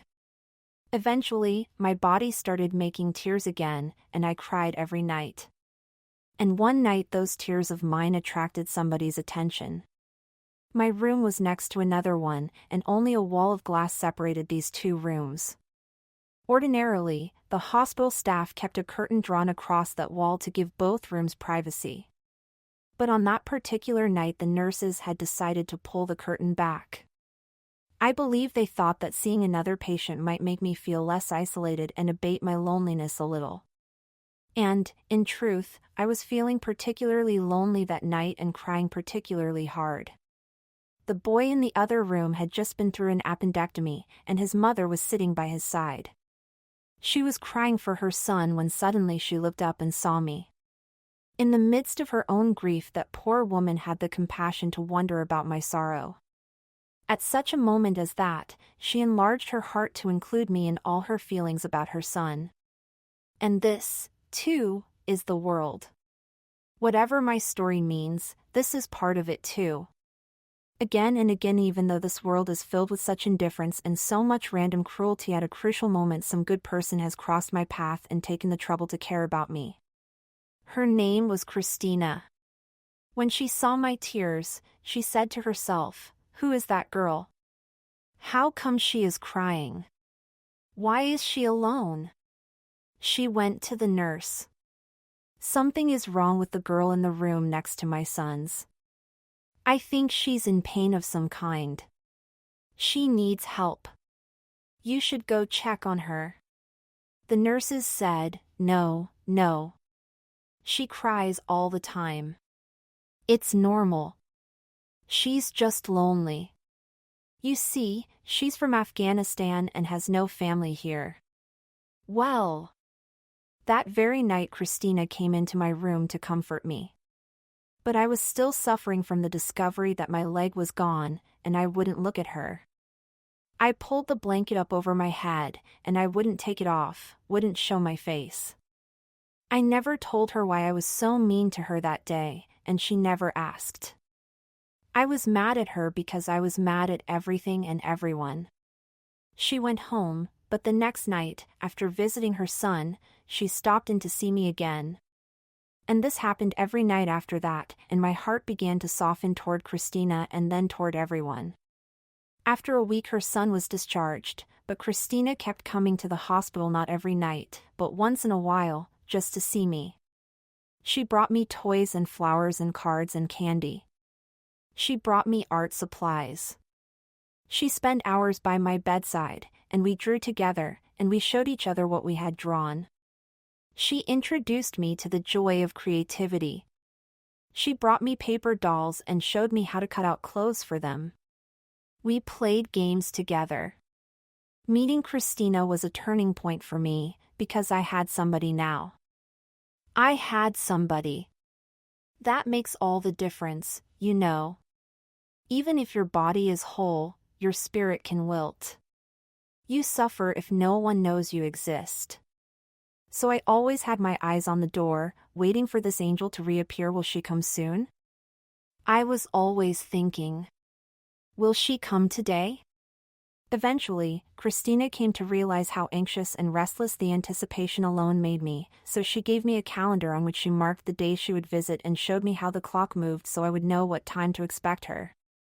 That helped, but whenever one of Christina's visiting days was approaching, time slowed down for me. If she was coming tomorrow, I found that today would not end. If she was scheduled to come later today, I had to tear my eyes away from the clock. I had to force myself to look anywhere else in the room and just wait. And when it seemed that 2 or 3 hours must have gone by and I could reward myself with a peek at the clock, I would see to my dismay that only 1 or 2 minutes had passed. Ah, what torture it was, waiting for she finally did arrive each time. I housey bows when Christina, but a torture mixed with pleasure, because when with happiness. Christina knew how to make clothes. She sewed outfits for me. I needed them, for I had gone through a growth spurt in Germany. My Afghan clothes no longer fit me. Besides, I liked wearing the same kind of clothes as the people around me. It made me feel like I, too, was a part of their wonderful world. When I got a little better and could sit in a wheelchair, Christina asked the hospital for permission to take me out and about. At first she just strolled me around the hospital, but when the weather warmed up, she took me outside to the hospital grounds and let me feel the fresh air on my face. When I got even better, she took me out for ice cream and showed me a bit of the city. Then when I got completely better, she took me home to have dinner with her family. This happened toward the end of my second year in Germany. The first time the man came to measure me for a prosthetic leg, I said no. I didn't want a fake leg. The very idea of it repulsed me. He had brought a model leg just to show me, and I pushed it away angrily. I won't wear that thing, I snapped. But a few days later he came back. Look, he said, wear it for a day. Just today, okay? Just try it. I shook my head. He coaxed some more, and I kept refusing. Finally, the nurse flew into a rage at me. Do you want to spend your whole life sitting in that wheelchair? Do you think you can stay there till Judgment Day? You can't go on like this, Farah. You live in the world, girl. Now you get up out of that wheelchair and put on that leg. Well, the nurse cowed me. I put on the leg just to stop her from yelling at me. I wore it for an hour that first day, just an hour, but I didn't walk on it. I couldn't, actually, because my other leg, the one with the steel rod, had not healed up yet. The doctors told me not to put any weight on that leg yet, so I could not, in fact, get up out of that wheelchair, as the nurse demanded. All I could do was put on the prosthetic and get used to the feel and sight of it. But even that was a big step. In my mind I was getting up out of that wheelchair, and the mind is where it has to start. That German nurse did me a favor by scolding me. I wish I could tell her that now and thank her properly. They didn't give me any solid food for about 6 months because it was too difficult to move me to the bathroom and because my injuries had also affected my digestive tract. They put diapers on me and gave me nothing but liquids to sustain me. I drank water, juice, and tea from a cup and got all my other nourishment through that tube attached to my arm.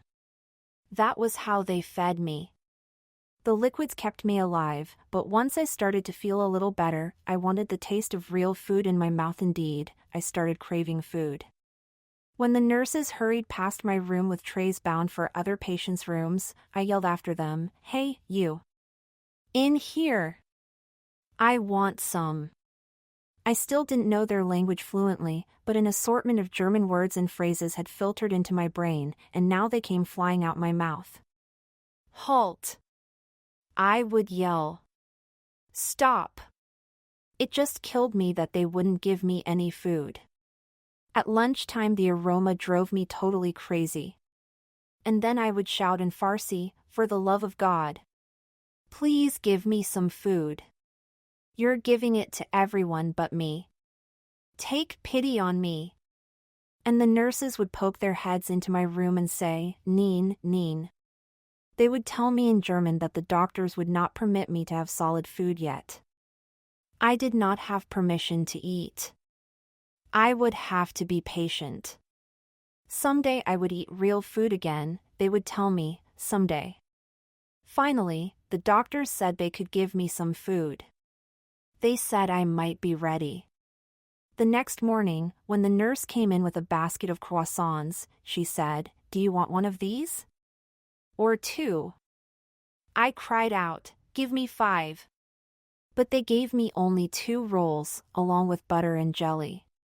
And you know, I should have been transported, biting to them, but in fact, eating felt OD, and eating this unfamiliar food didn't quite connect to the anticipation I had been building up. At lunch they brought me yogurt, the kind with fruit at the bottom. Oh gosh, I didn't like that at all, not at first. It wasn't like Afghan yogurt. Now I've grown to like it. They also brought me coffee-flavored chocolates. I couldn't stand those. I used to throw them away. Coffee, how could anyone think that flavor went with sweetness? But I grew to like mocha, too. Slowly, I gained weight. I got fat, like I am now. I must have weighed 100 pounds. I gained the ability to sit up. The doctors came in wearing smiles and wrote in their notebooks. They exclaimed at my progress and congratulated one another. Everybody was happy about me. I was happy about myself. A year and a half after I arrived in Germany, I was well enough to return to Afghanistan. My legs were as healed up as they would get. I felt no pain. I could stand up. I had learned to use my prosthetic, so I could actually walk. I could not skip or dance or wear high-heeled shoes, but I had come to grips with who I was now and felt comfortable with it. Really, I felt fine. But they could not send me back just then, because the war in and around Kabul had intensified. By this time the Mujahideen, the 7 factions that had driven the Soviet forces out of Afghanistan, were fighting fiercely over the capital city. Indeed, various Mujahideen factions were fighting over all the cities and towns of Afghanistan, and yet another army had risen up in the south, in the city of Kandahar, an army called the Taliban, but the fiercest battles were taking place in Kabul. Armies dug into the hills outside the city were fighting armies lodged within the city. Airplanes could not land safely at the Kabul airport. All flights had been cancelled, at least temporarily. The people in Germany had no choice but to keep me there and wait for a lull in the fighting. They discharged me from the hospital, however, and sent me to live in a hostel, with other children waiting to go home. This place was like a dormitory, with many beds to each room. The children came from many countries. Living at that hostel, I got a feel for what it would be like to really live in this country, not as a patient, but as a citizen, a member of this society, walking about the city, going to school, eventually going to work. I went to Christina's house and got to know more about her life.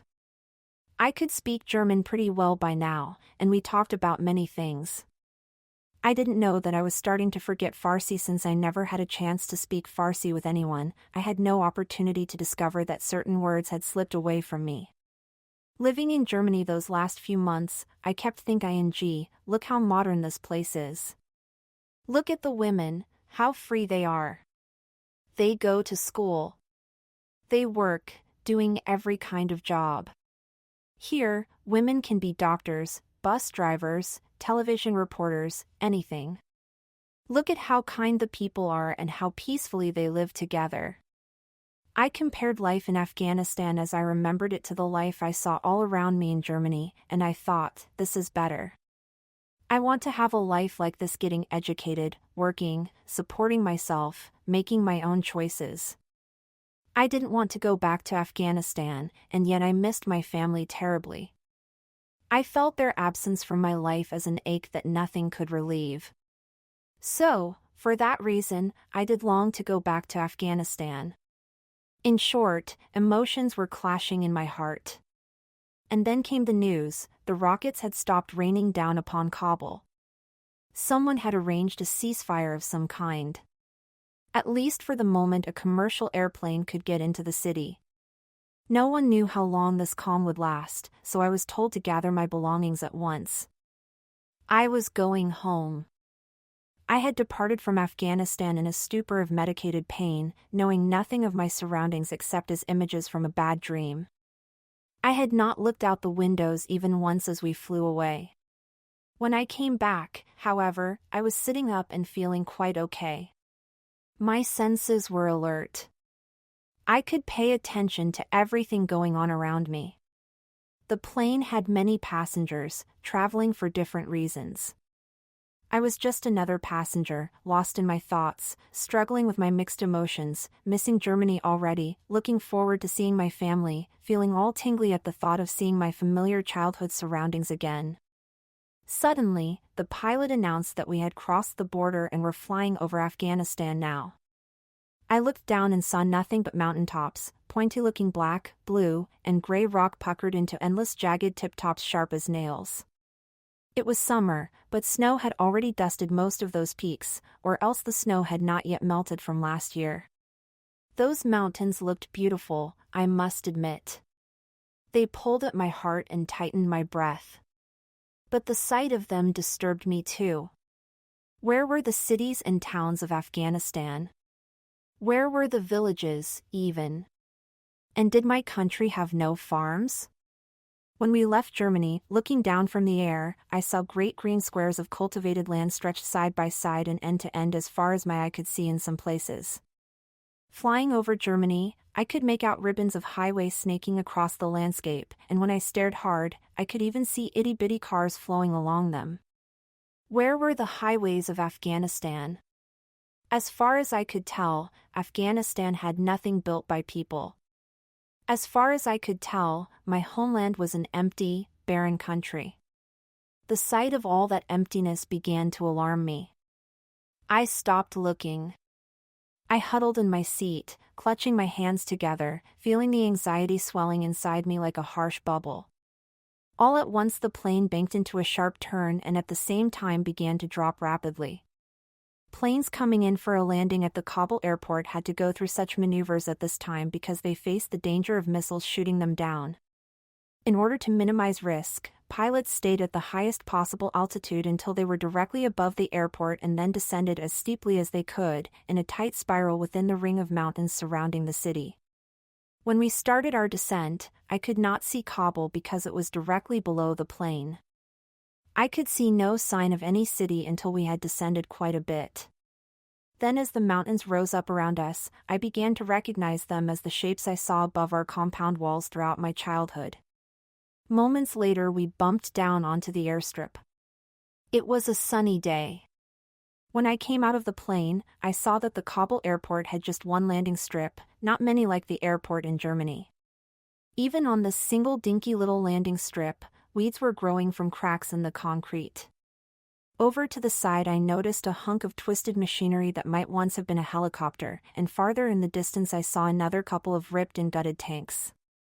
I came down the steps, holding onto the rail, and saw the terminal, a little building to begin with and now a falling down, broken-looking ruin. Inside, it was just one large empty room with unadorned concrete walls. The windows had no panes, leaving the whole chamber open to the elements. The floor had no covering of any kind, no tiles or carpeting.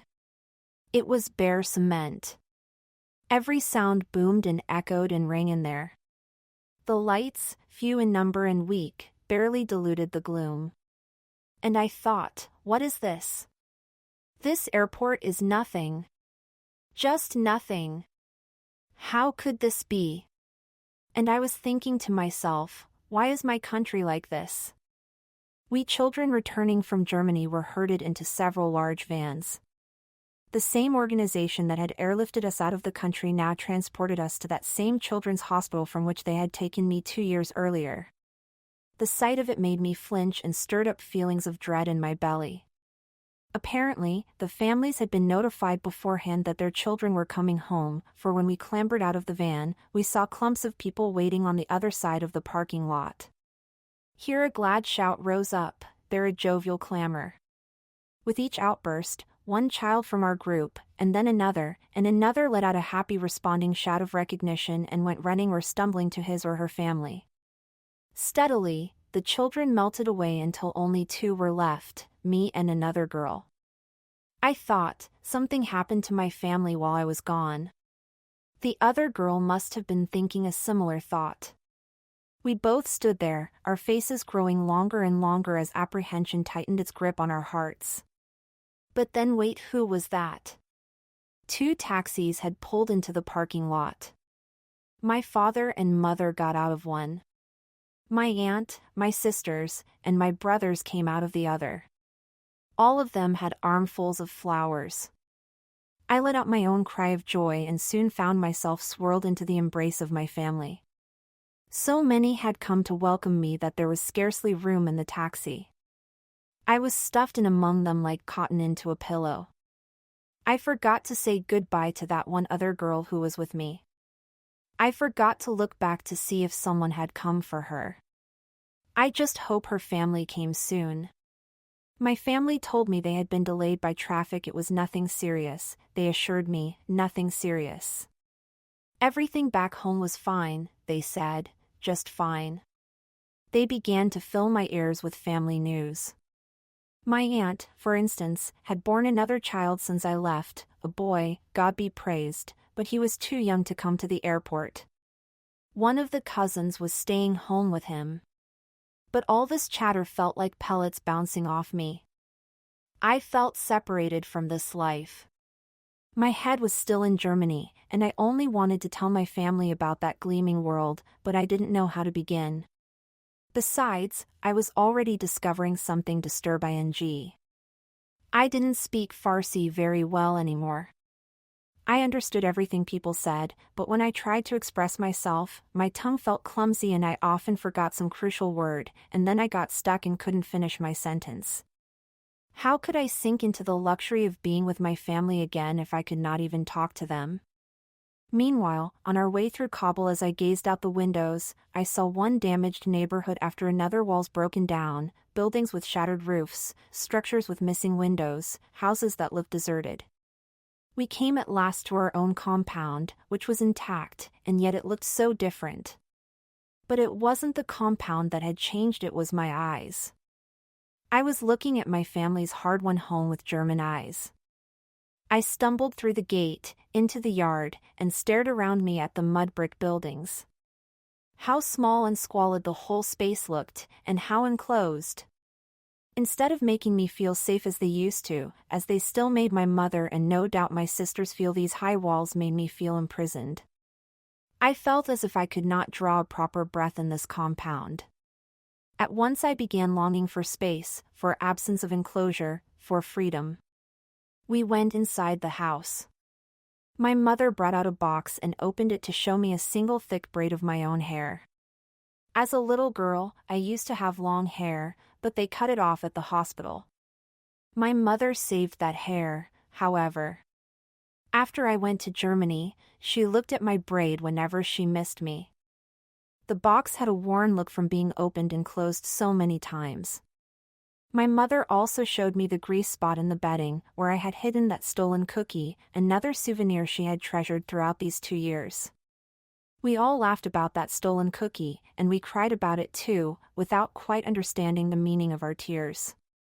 Even as we sat about chatting and crying and laughing, I was glancing about me with growing discomfort. Our rooms were painted in the loud, bright colors that Afghans like.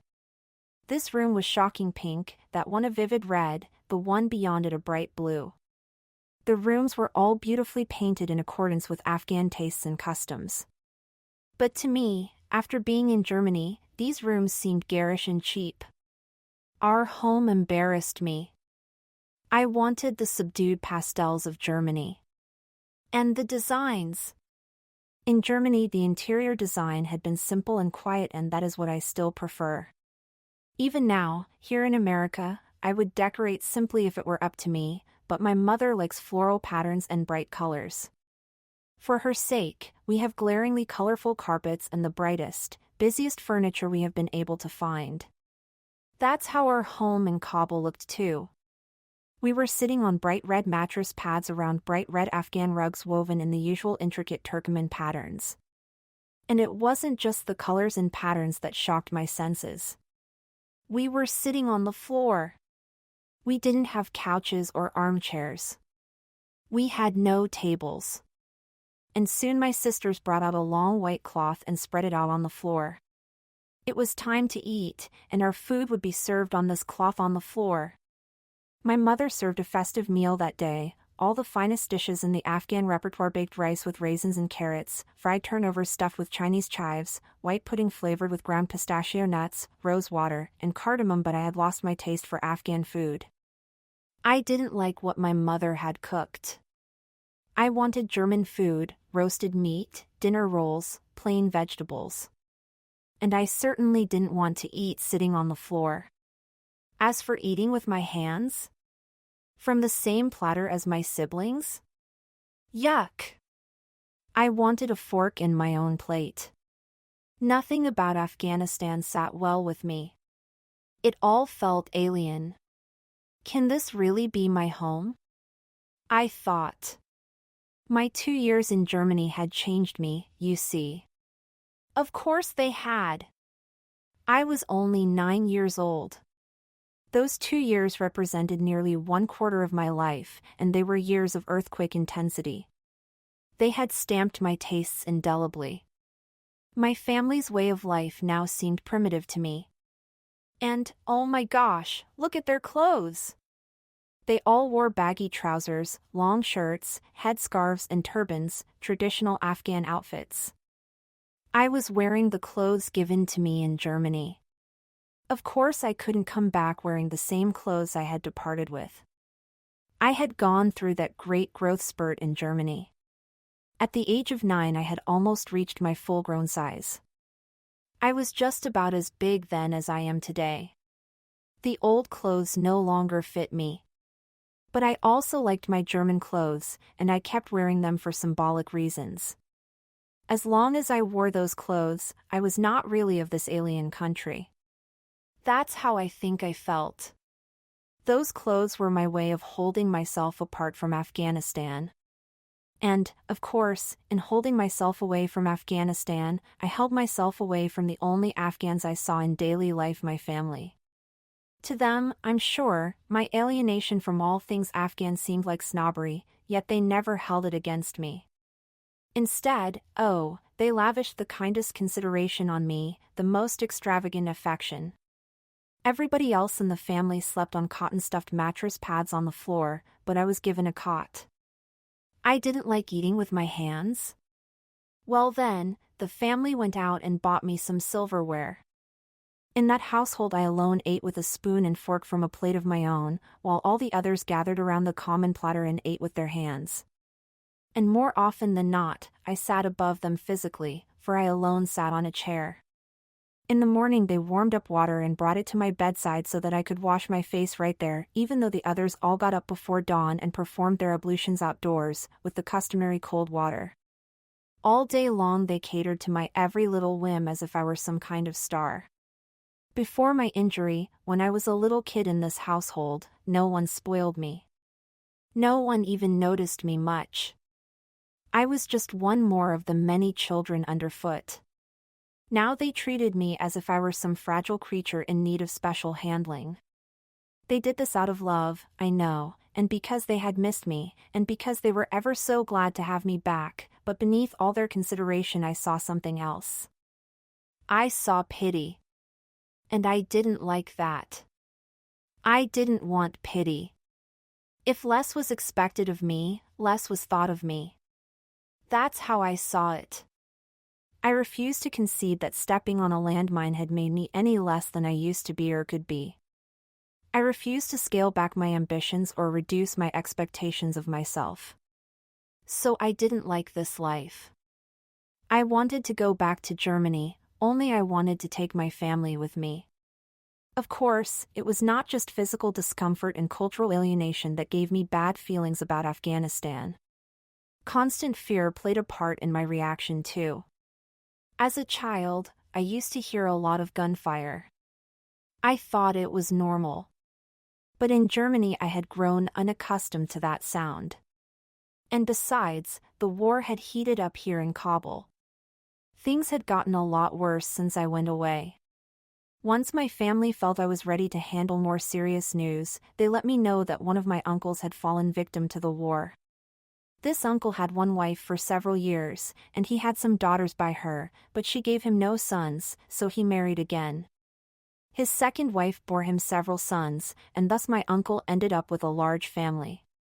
One day, during a period when rockets were raining down heavily upon the city and most people were staying indoors, my uncle's household ran out of food. Days passed, but the rockets kept falling. Finally, my uncle said, "Well, it's dangerous to step out of the house, but I have 2 wives now and all these children. If I don't go out and get some bread, my whole family will starve."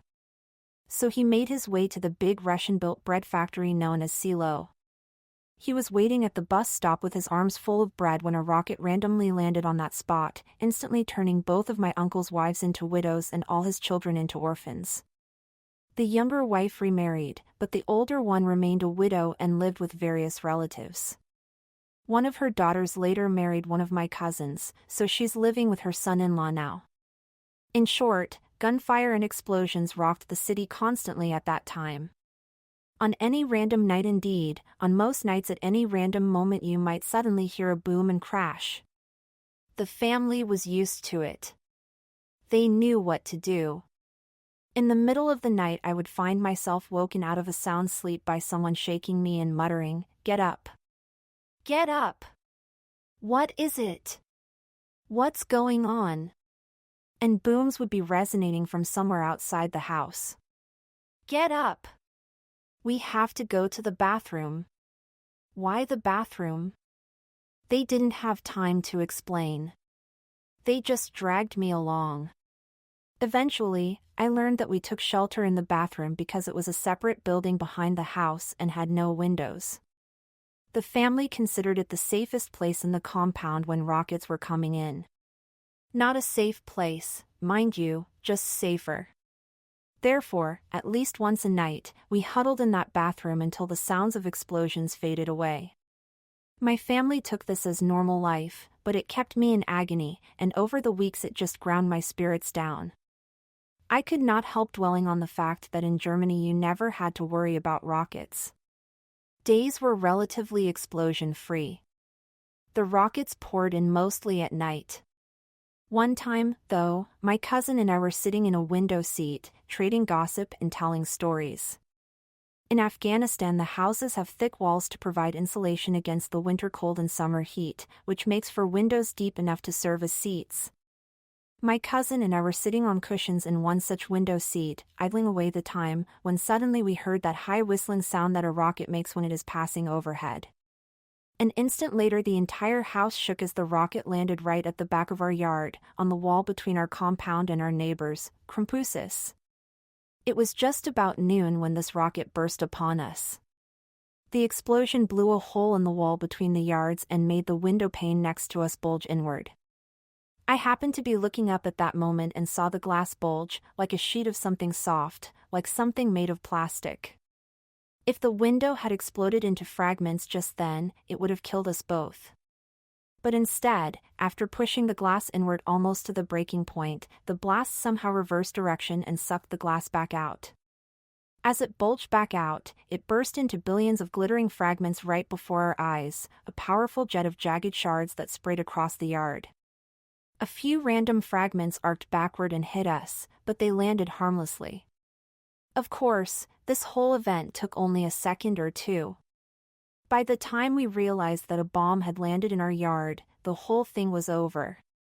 Dust was raining down outside, the explosion was in the past, the noise just an echo and a ringing in our ears. But the fear slammed into us a half-second later, and we reacted to that delayed wave. Actually, I shouldn't say we. Everyone else reacted. Not me. My parents, my siblings, my cousin, they all leaped to their feet and bolted for the hall, because they knew from long experience that if you couldn't get to the outside bathroom, you had to get yourself into the hall, the one place in the house with no windows facing the outside world. They had been through this drill dozens of times. They knew what to do. I, however, froze. I couldn't move. My mother realized this and came running back for me. She grabbed me by the armpit, yelling, "Come on, run, flee." I was trembling too hard to get up. She started dragging me toward the door. In trying to keep up with my mother, my foot caught on the rug, and I fell. I banged my elbow against the ground and cried, "Ow." As in America, that's what people say in Germany when they get hurt, "Ow" for ouch. But in Afghanistan when people get hurt, they say, "Walk" or "Ak Allah." So even at that tense moment, I reacted as a German, not as an Afghan, and nobody knew what to make of the sound I had just made. Because in Farsi, as it happens, "ow" is the word for water. So my family thought I was calling for water. And what did my solicitous mother do? She started yelling at my siblings. "Get her some water, you lazy rascals. Can't you see Farah is thirsty?" And my brother Mahmoud came running up with a big jug full of water. I was yelling, "No. Not that. Ow. Ow." And my mother, still misunderstanding, began scolding my brother. "What's wrong with you? Do you think she wants to drink it out of that great big jug? That's not how they do it in Germany. Pour it into a glass for her." A glass! And I was all red with frustration and still yelling, "No. You don't understand. Ow." It made me angry that they thought I would issue spoiled demands and expect special treatment at a time like that, and it made me angry that my mother would cater to my heirs if that's what she thought them to be. That wasn't me at all. How could they misjudge me like that? Well, finally, I managed to get across that I was merely trying to say, "Ouch, I hurt myself." At that, my mother renewed her efforts to get me into the hall, even though that was pointless. If a follow-up bomb had hit our house, we would all have been dead, whether we were sitting in the front room or cowering in the hall. This bomb had actually landed in our neighbor's yard mostly, but the neighbors happened to be in rooms on the other side of the house. Their chickens got killed, their house sustained a little damage, but our neighbors escaped injury. After we sorted out what had happened, we laughed a lot over that episode. Ow. Ow. Get her some water, you rascals. We weren't laughing at the time, but we laughed later. You have to take your laughs where you find them. It's good to laugh when you can.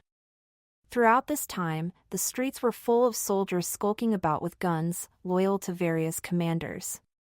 You had no idea who served whom.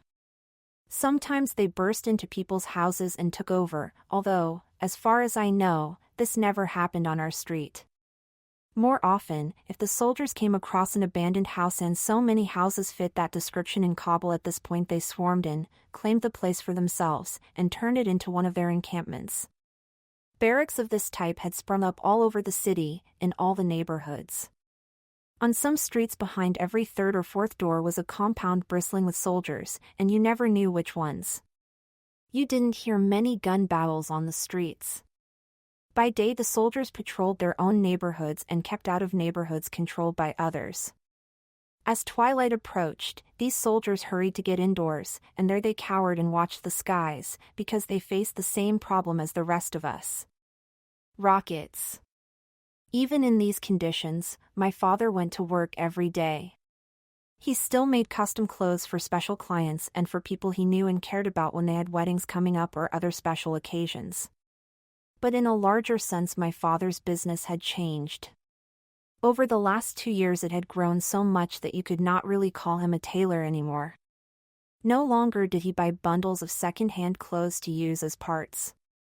Now he designed and produced ready-made clothes from scratch, in a workshop of his own, with 10 apprentices.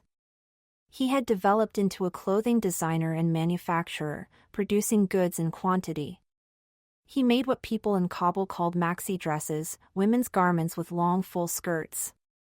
He made men's suits, too, as well as jackets, vests, and winter coats. He cut out the parts, and his apprentices sewed them together according to his directions. You could find his products in stores all around Kabul, and they sold briskly, for they were every bit as stylish and sturdy as garments imported from abroad, but were so much cheaper. My father had his eyes on expansion, on increasing his line, adding designs, acquiring more sewing machines, and opening another workshop. Even as war raged throughout the city, he was laying big plans and going to work every day, and we always watched him leave the house with our hearts in our throats, and we worried about him until he came back home at night. We had no sense that the war had any particular direction, no sense that anyone was gaining or losing ground, no sense that it would make any difference if anyone did gain or lose, no sense that the war could possibly move to any conclusion. Different armies held different parts of the city, that's all we knew. Word was going round that the Taliban were still approaching from the southwest, from Kandahar. They had gotten past Ghazni and were now advancing on Kabul. The Mujahideen, while still fighting one another, were trying desperately to hold off this new force. We had no special feelings about the Taliban, pro or con. They were just another army. People like us were just caught in the middle, trying to avoid taking sides, wanting no part of the battles, trying merely to survive, work, live. We had no sense of a climactic moment or turning point coming up. One day's battles melted into the next day's. War was just the unremitting background against which daily life went on. And everyday life did go on. It had to. No one had a choice about that. People had to go out and shop when they ran out of food or other necessary supplies. People had to go to work when they could.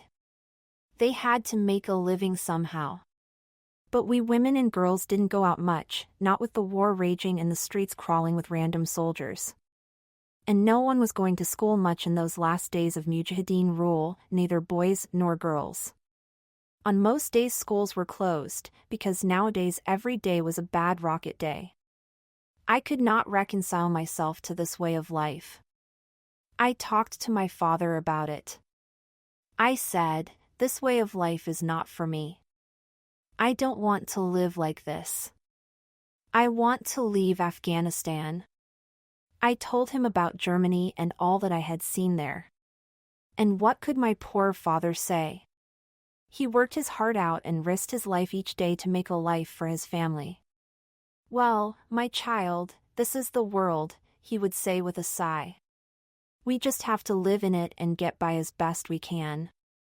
I kept demanding to know why we Afghans had to be like this, fighting all the time, building nothing, clamping down on our own freedoms. What was wrong with us? My father had no answers. All he could do to alleviate the rigors of my life was to give me sewing lessons when he had the time. He hoped that this distraction would take my mind off the war. Later in life I had good reason to look back on those lessons with gratitude, but at the time I just plied my needle in silence and dreamed about Germany. For months after coming home, I was still wearing my German clothes, but my resolve was weakening. When I first found myself in Germany, I knew great loneliness because I could not communicate with anyone and because I had no family or friends there. Here in Kabul, I suffered from loneliness again, but a loneliness of my own making. I had family, but I would not meld in with them. I refused to fit in. Gradually, however, I began to see that holding myself apart from Afghanistan was not getting me any closer to Germany. In fact, it did me no good at all. Instead, it cut me off from the only source of warmth and nourishment available to me in this life. I began to say to myself, well, this is where I live. Germany was a dream and a fantasy. I have to let go of that now. I have to accept reality. I am going to live the rest of my life in Afghanistan, and I have to make the best of it. One momentous day I concluded, it's over. I went to my father and told him, I will put away my German clothes. From now on, I am going to dress as an Afghan girl again. And although this was the moment when my defeated spirit surrendered to grim reality, it also represented the moment when I opened myself to my family again and let their warmth and love back into my life. My older sister, Nilafar, had extra clothes that would fit me, and I told my parents she had agreed to let me share them. My father would not hear of this. His prodigal daughter was really coming home to him at last. He said, "No, you need clothes of your own.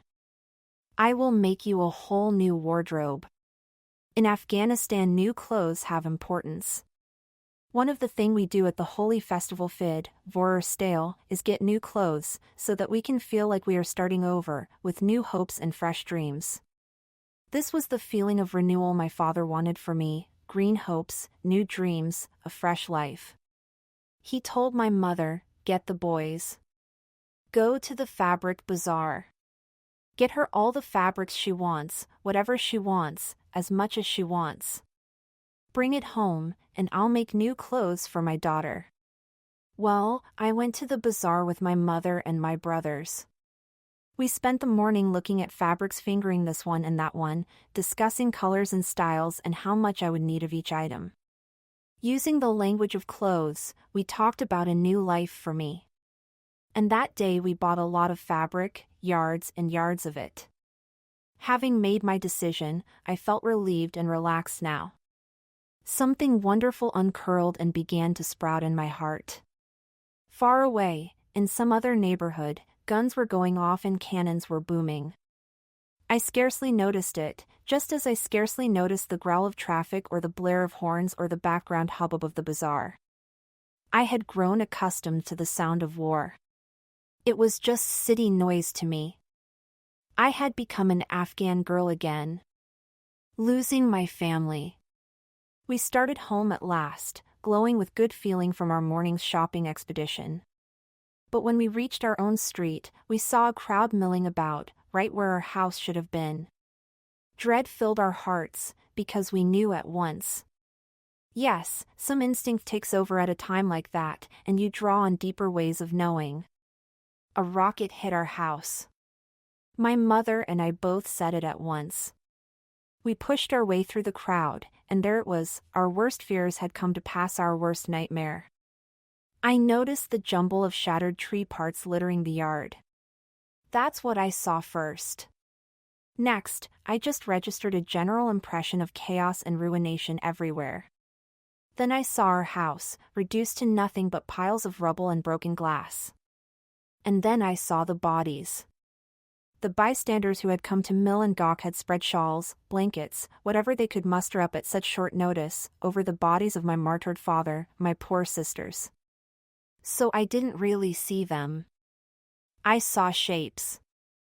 There at the scene, I didn't look at my father's face. I was too afraid. I just stood there frozen, feeling dry and drained. My throat felt stuffed with something huge. I couldn't cry. Or didn't, anyway. I just stood there trying to swallow. My mother, however, ripped the scarf from her head and began to tear her hair out by the roots, handfuls of it. She began to tear out her hair and scream. Shocked to my bones, I yelled, "Don't, mother darling, you'll hurt yourself.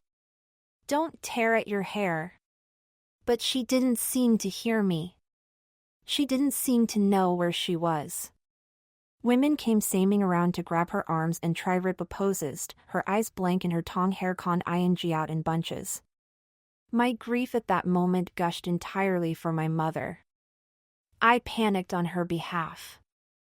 I worried for her. I forgot all about myself, forgot all about crying. There in the presence of my father's corpse and my sister's lifeless bodies, I was conscious only of the terror and panic I felt for my mother. The way she tore her scarf from her head. An Afghan woman should wear a headscarf at all times. No strangers must ever see her hair. And my mother had always been so scrupulous about her modesty, but now she had catapulted beyond all such considerations. She snatched that headscarf off, she ripped out her hair, she tore her scalp and drew blood. Then she flung herself upon the ground. And they, the strangers who had come around, pulled us back from that scene by force, murmuring, "Don't look. Everything will be fine." They murmured those untrue words. Everything would be fine. Don't look. God is gracious. Don't look. They led us away.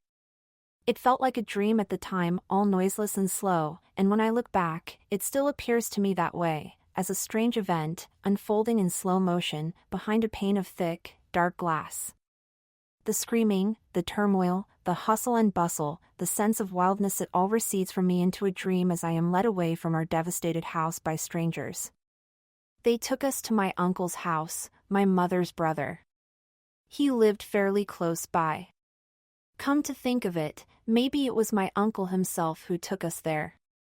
He seemed like a stranger at the time. Everyone except my mother looked like a stranger that day. Now that I'm talking about it, I wonder what happened to all the cloth we bought in the bazaar that morning. My new clothes. What happened to all that fabric? I have not thought about it until this moment. We must have dropped it there in the street, outside our compound. Someone must have gotten away with it. Well, I hope it gave them satisfaction. We had no further use for it. Who would make new clothes for me now that my father was dead? When we got to my uncle's house, it was full of relatives. Everyone was there, waiting for us. Somehow all of them had already heard what had happened and had gathered. I don't know how the news spread so quickly. I can only suppose that the rocket must have struck our house many hours before our return home. The news had reached everyone who was home to receive it. We didn't hear about it because we were in the bazaar, moving about. No one knew where to find us. My mother fainted at my uncle's house. The sight of her collapsing unleashed my wails at last. But the moment I opened my mouth, someone gave me a hard slap across the face and said, "Your crying will distress her even more. You stop that crying and control yourself." Most of my relatives stayed close to my mother that night. They clustered around her and held her and tried to comfort her. How she fared, I don't know, because they shut me up in another room. I spent the night alone, a strange night, a night in which I had no thoughts that I can remember and no feelings. I just lay on the ground, curled up, inert, stunned, unable to feel, no different than a stone. Finally, the morning came, but the light seemed no different than darkness. It was like waking up from a nightmare only to find oneself still in a nightmare, and it was the same nightmare. The horror of yesterday merely became the horror of today. Everyone gathered around to solace Cogathard, me, all my girl cousins, but I could not receive their sympathy or cheer. I snapped at them to leave me alone. Poor things had come to console me, and I ungraciously lashed out at them. I told them to forget about me. In those first few days after the catastrophe I was so dazed, I scarcely registered the existence of a world outside the turmoil of my own heart. I could hardly make out my brothers, my cousins, my uncle's household. The conversation around me sounded like the meaningless buzzing of insects. How much less, then, could I sort out what was going on in the city as a whole and in the history of my country? If you're locked in a noisy room, you can't tell if the rest of the house is quiet or not, if the streets are deserted or filled with rioting mobs. Only in retrospect do I understand that my father's death was just one part of a momentous event that befell Afghanistan in that last week of September 1996. 3 or 4 days after the rocket killed my family, the Mujahideen slipped out of Kabul and retreated north, leaving the capital city to the Taliban, that terrible army of big bearded boys. It was all part of the same cluster of events, the Taliban's final battle for Kabul. I knew of this event only dimly. Certainly, I knew nothing of its significance. Others understood more about it. The sense of crisis gripping my uncle's household stemmed from more than my father's martyrdom. With the city in such turmoil, with no one sure what would happen next, no one dared to make suitable arrangements for our loved ones. A group of men hurried to our house, dug them out of the rubble, bore them to the cemetery, and buried them in haste. They told me to stay home. The cemetery was in the city, but you could not drive right up to it, you had to park far away and walk to the gravesite, an arduous walk, people said. They told me that with my fused knee and prosthetic leg, I could not possibly make it from the car to my father's grave to see him lowered into the earth. Actually, I could have walked that distance. I proved it later. But no one gave me credit. They thought of me as the poor cripple. I suppose they thought I might slow them down if trouble broke out and they had to run for it. My mother and brothers went to the cemetery that day, but not me. The services that sanctify and honor the dead were not performed for my beloved father and my cherished sisters. We had to forego the rituals that would have given closure to our grief. We could not have the funeral prayer conducted in the mosque. In other circumstances, those prayers would have drawn hundreds of mourners. So many people knew my father, so many would have wished to pay their last respects to him and to my sweet sisters. But none of these things were done. Everybody was too frightened, too shattered, and with the Taliban coming, the danger to our own lives had suddenly ratcheted up to crisis level. I do remember the day the Taliban actually entered Kabul. My shock and confusion had lifted enough to let the bigger world into my consciousness. And what entered into my awareness that day was the nothingness, the eerie silence. No guns went off for once, no bombs sounded, no rockets fell that day. You didn't hear the sound of children playing. You didn't hear cars. You didn't hear dogs or donkeys or chickens, not even the hiss of bicycle tires. If you peeked out your door, you saw no one on the streets. If you looked out from an upper window, over your compound walls, at the more distant streets, you still saw nothing and no one. The whole city was closed that day. Everybody knew the Taliban were coming, so no one went to work. Even hiding in our compounds, however, we felt the atmosphere of terror. The very air somehow felt wild and frightening. Everybody was just waiting and holding their breath. For years earlier, when the Mujahideen had entered the city, their armies poured through the bazaars, looting stores, beating bystanders, and clashing with one another. I heard whispers now that people were afraid the Taliban might do the same thing. And indeed, there was some looting, supposedly, but it wasn't the Taliban who did the looting. This time gangs of lawless Kabul residents went roving through the richer neighborhoods, breaking windows, tearing open doors, and snatching whatever they could snatch. They thought they saw opportunity in that moment between two regimes. But the Taliban armies found them and silenced them, I don't know how. Normal folks, which included most of the people of Kabul, locked themselves in their compounds and waited. For many days people went out only to shop, and even then, only if they were desperate, if they needed food, for example, or if they needed medicine. Most came back empty-handed because they could not find any open stores. I recall hearing that in our neighborhood one store did stay open, and that merchant tripled his prices. He made a lot of money until the Taliban had gotten such a firm grip on the city that more shopkeepers dared to open up for business. Shut away in our houses as we were, we did not see any Taliban at first. We only heard them on the radio. They announced themselves. They said, "We are the Taliban, and we are here to stay." They broadcast their rules. Women could not leave their compounds without male escorts. If they did go out, even with escorts, they had to wear a chadari, a bag-like veil that covers a woman from head to foot. For some reason, Western reporters always call this type of veil a burqa, but in Afghanistan it is called a chadari. Also, everyone had to say namaz, the ritual Muslim prayer, at prescribed times. Men were forbidden to trim their beards. And so it went, their rules on and on. The Taliban were just voices on the radio to us. Then, by and by, we began to see members of the Taliban themselves. A few of them appeared on our streets and in our bazaars. Oh my God, they seemed like wild, alien beings, beasts from another world. They wore kohl, which is a black makeup, like mascara, on their eyelids, and they sported huge beards. They all wore big turbans. Gradually, their numbers increased and increased, until they were everywhere.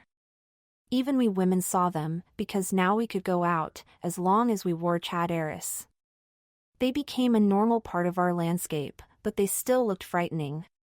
You could tell at a glance which ones were Taliban, even from a distance, and not just because of their beards, for soon all men were growing their beards out to avoid flogging. Somehow the Taliban still stood out.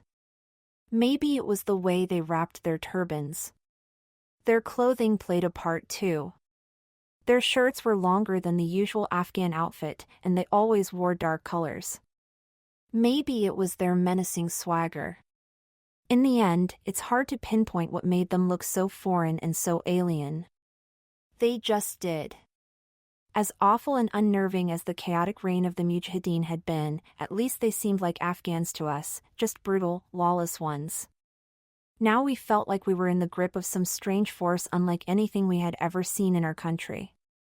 Every glimpse of those Taliban men scared us. If we saw one on the street, we immediately wanted to change course, go some other way. The four of us, my mother, my two brothers, and I, stayed with my uncle for 2 weeks.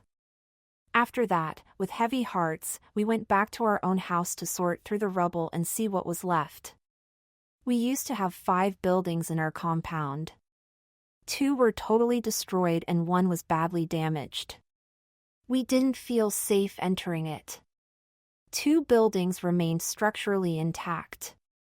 The blast had blown out all the windows, but the rooms still had ceilings and doors. Our chickens were still alive, clucking about the yard. We decided to move back in and live in the rooms that remained. It had gotten quite cold by this time, however, so we faced the problem of getting through a Kabul winter in rooms unshielded from the elements. My brothers got busy nailing boards over the windows. These made the rooms dark, but we preferred dark to cold. They sifted through the rubble looking for clothes, pots, and other possessions we might salvage. All in all, we were living a primitive life now, but the problems of surviving from one day to the next kept us preoccupied, distracting us somewhat from our losses. Meanwhile, the new rulers were making themselves known to the people of Kabul. Rapidly, we were learning that this was not just another Mujahideen army, but something different. We heard about the floggings they administered to people who had broken their rules, especially to women they caught outdoors without male escorts or women they caught in public dressed by their standards immodestly. At least in the days of the Mujahideen, we women had the legal right to go out, go to school, and go to work, even if it was sometimes too dangerous to do these things. And women could go out wearing ordinary traditional clothes along with a headscarf and a neck scarf. And although, even in those days, some women did wear chadars, they did so by choice. It was their custom. No one had to. The Mujahideen disapproved of Western dress, and most of them had conservative standards, but within those limits, they allowed women to choose their own style of dress. The Taliban put an end to choice of any kind. If they saw a woman without a chadari, they beat her with a stick or a rubber hose or the butt of a gun. They didn't go house to house, these Taliban. I'll give them that much. Unlike the Mujahideen, they respected the privacy of the family compound. But if they caught a woman on the streets, she was in trouble. At first, most women could not go out at all because they did not even own chadars. A few rummaged around in their storerooms and found some old moth-eaten chadari their mother or grandmother had worn 30 or 40 or 50 years ago, but most families had thrown their chadars away. Gradually, however, all of us who did not already own a chadari bought one. Soon, in any public place, you saw chadars of every color: white as snow, sky blue, lemon-hued, pretty colors. The chadari sellers were going wild with joy. This was their boom time. I rarely left our compound after the Taliban took control of the city. But one time, I remember, a family in our neighborhood invited us over for dinner, so I put on my chadari. Everyone else's chadars fit them fine, but on me, because my nose is so flat, the patch of mesh you're supposed to see through pressed right against my face. I had to crumple up some paper and stick it to my nose with paste so that it would hold the chadari far enough away for me to breathe properly and see through the mesh. Even then, as it turned out, I didn't know how to get about in a chadari. I couldn't walk in one very well with my prosthetic, and I didn't know how to see where I was going. That mesh at eye level lets you see only what is straight ahead of you. You cannot really look down at your feet, and you have no peripheral vision. There is a technique to walking without tripping when you wear a chadari. You have to study the path ahead and memorize the landmarks, because as you move forward, the path disappears from view into the blind spot near your feet and on your 2 sides. If you see a curb coming, for example, you have to use your judgment as you approach it, as well as your memory, to figure out when you are there, and you have to feel for the curb with your toes, the way a blind man uses a cane. Otherwise, you can't know when you've come to the curb, and you fall off, or at least you find it hard to step off at the right place. All this must be learned, but when you have 2 injured legs and one of them is made of plastic, the technique is difficult to master. For these reasons, once the Taliban came in, I rarely went out. Well, none of us women did. We had the boys do the shopping, or we pulled shopping trips with the neighbors so that one group would shop for several compounds. That way each compound had to go out less often. About a month after my father's death, the Taliban announced that they needed more soldiers for their army. Every family had to give up its sons, they said. They were going to sweep through the city, drafting young men, teenagers, and even boys as young as 10 or 11. No one could hide from them, they warned. Woe to any boy who tried to escape their draft. Woe to any family who refused to open up when the Taliban forces knocked on their doors. By this time we knew something else about the Taliban. They bore a special hatred toward Hazaras, my ethnic group. When it came to Hazara boys, they might not draft them, but instead might simply execute them. My brothers could not leave the compound for fear of being caught by the Taliban. We did not even have intact walls protecting our privacy, for the rockets had blown our walls down in places. We lived in dread of those bearded bullies suddenly appearing in the gap where our compound gates used to be. At that we were no worse off than our neighbors. They had sons too. Most of us in the neighborhood were Hazaras. We were all vulnerable. One evening, therefore, we got together with our neighbors to discuss what we might do. My mother said that if my brothers were drafted into the Taliban's army, she would consider it a fate as bad as death. Those people killed my husband and my daughters, she wept. And now they want my boys to go fight for them? I can't allow it. I would rather tear out my eyes than see my boys serving the people who killed their father. Our neighbors nodded, murmuring agreement. But what to do? We huddled around the fire, blinking back the tears the smoke drew out of us, wringing our hands. The wind hissed through the cracks between the boards. No one spoke. We were all lost in our thoughts. Finally, a neighbor said that the boys had to make a run for it. They had to escape to Pakistan. There was no other way. My mother agreed. You boys are in immediate danger, she told my brothers. You have to go right now. Farah and I don't matter, our danger is not immediate, we can come later. If we go with you now, we'll only slow you down because who knows what it might take to get to Pakistan? Who knows if you'll have to climb mountains, swim rivers, cross deserts? You might have to go without food for days. Without water. You boys are young and strong, you can endure such hardships. You go on ahead, and Farah and I will come out when we can and we'll find you. Then we'll all be together again somewhere safe, if God wills it. And it's better if all our boys go at the same time, added the same neighbor. All the boys together as a group, that's the way to do this. They can look out for one another, the older ones can protect the younger ones. Let them all head for Pakistan. That's where people go to escape Afghanistan. That's what I've always heard. And we all said this sounded good. We had no idea what the plan actually entailed. Pakistan? It was just a name to us. How far away was it? We didn't know. How did people get there from Kabul? We had no clue. My mother had grown up in a village and spent her life in a compound. She had no sense of the world. I was barely 10 years old. I knew how long it took to fly to Germany, but not how long it took to walk to Pakistan, if walking was indeed the way to get there. The neighbors had a little money to give their boys. My mother still had the gold jewelry she had bought back in the days when my father was alive and making money. We found a friend who had the necessary connections to sell some of that gold in the bazaar. He gave the money to my mother, and she gave it the boys, Mahmoud, who was 16 then, and Gaius, who was about 9. They would try to board a bus for the city of Jalalabad, which lay about halfway to the border, and from there, who could tell? My mother hugged her sons. I hugged my brothers. We all wept. We held the Quran up to the lintel so they could pass under it as they went through the door, then we had them come back and pass a second time under the Quran, and then they passed under the Quran for a third and final time, departing from our house. My older brother was holding my little brother's hand as they set off with the neighbor boys. We watched them go, a little band of boys, heading into the world on their own, with no one to protect them, no one to care for them except one another. I never saw my brothers again.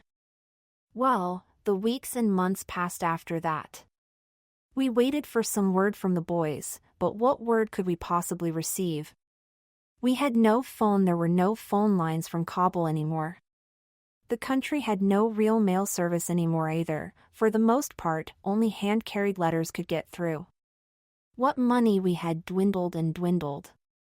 With my father's death, his tailoring business simply ceased to exist, of course. His apprentices fled for their lives. Without men of our own, we could not go out in Taliban-ruled Afghanistan. We depended on our neighbors and relatives for everything. We huddled in our house, eating what food they brought us when they could. Outside, widows like my mother were cropping up in ever greater numbers in the streets to beg, and when the Taliban caught them, they beat them because they were out without male escorts. We were wondering how the end would come. It had to come, it seemed. One day we got a letter, hand-carried to US by some traveler. Alas, it was not from my brothers. It came from my mother's cousin in Quetta, a city on the Pakistan side of the Afghan border. We had lost track of her and did not even know she was there, but somehow, 6 months after my father's death, she had heard about the event and about our quandary. "Come to Quetta," she wrote. "Get across the border somehow, and then come directly to Quetta. Do not tarry in Peshawar. That is a Taliban stronghold, a Pashtun city. You won't be welcome there. In fact, you will be in danger, for the Taliban come from that region, and they are prejudiced against Hazaras. Peshawar is a dangerous place for 2 Hazara women on their own. Do not even go into the city, if you can avoid it. Just come to Quetta." And she gave directions for finding her house once we got to her city. This cousin of my mother's had moved to Quetta some time ago. She had a settled life there. She had lost her husband, but she had a brother and 2 sons living in Turkmenistan. Those men had gotten out of Afghanistan during the communist era. They had gone to Turkmenistan to study, and then, because the country had dissolved into civil war, they had simply stayed. They now worked in that former Soviet republic and sent bits of money from time to time. That's what my mother's cousin lived on. Well, we talked it over with our neighbors and decided that we had to do it. We made inquiries and learned that we could pay a man to serve as our escort on the bus to Jalalabad. That would get us out of Taliban-dominated Kabul. From Jalalabad to the border, we would be on our own.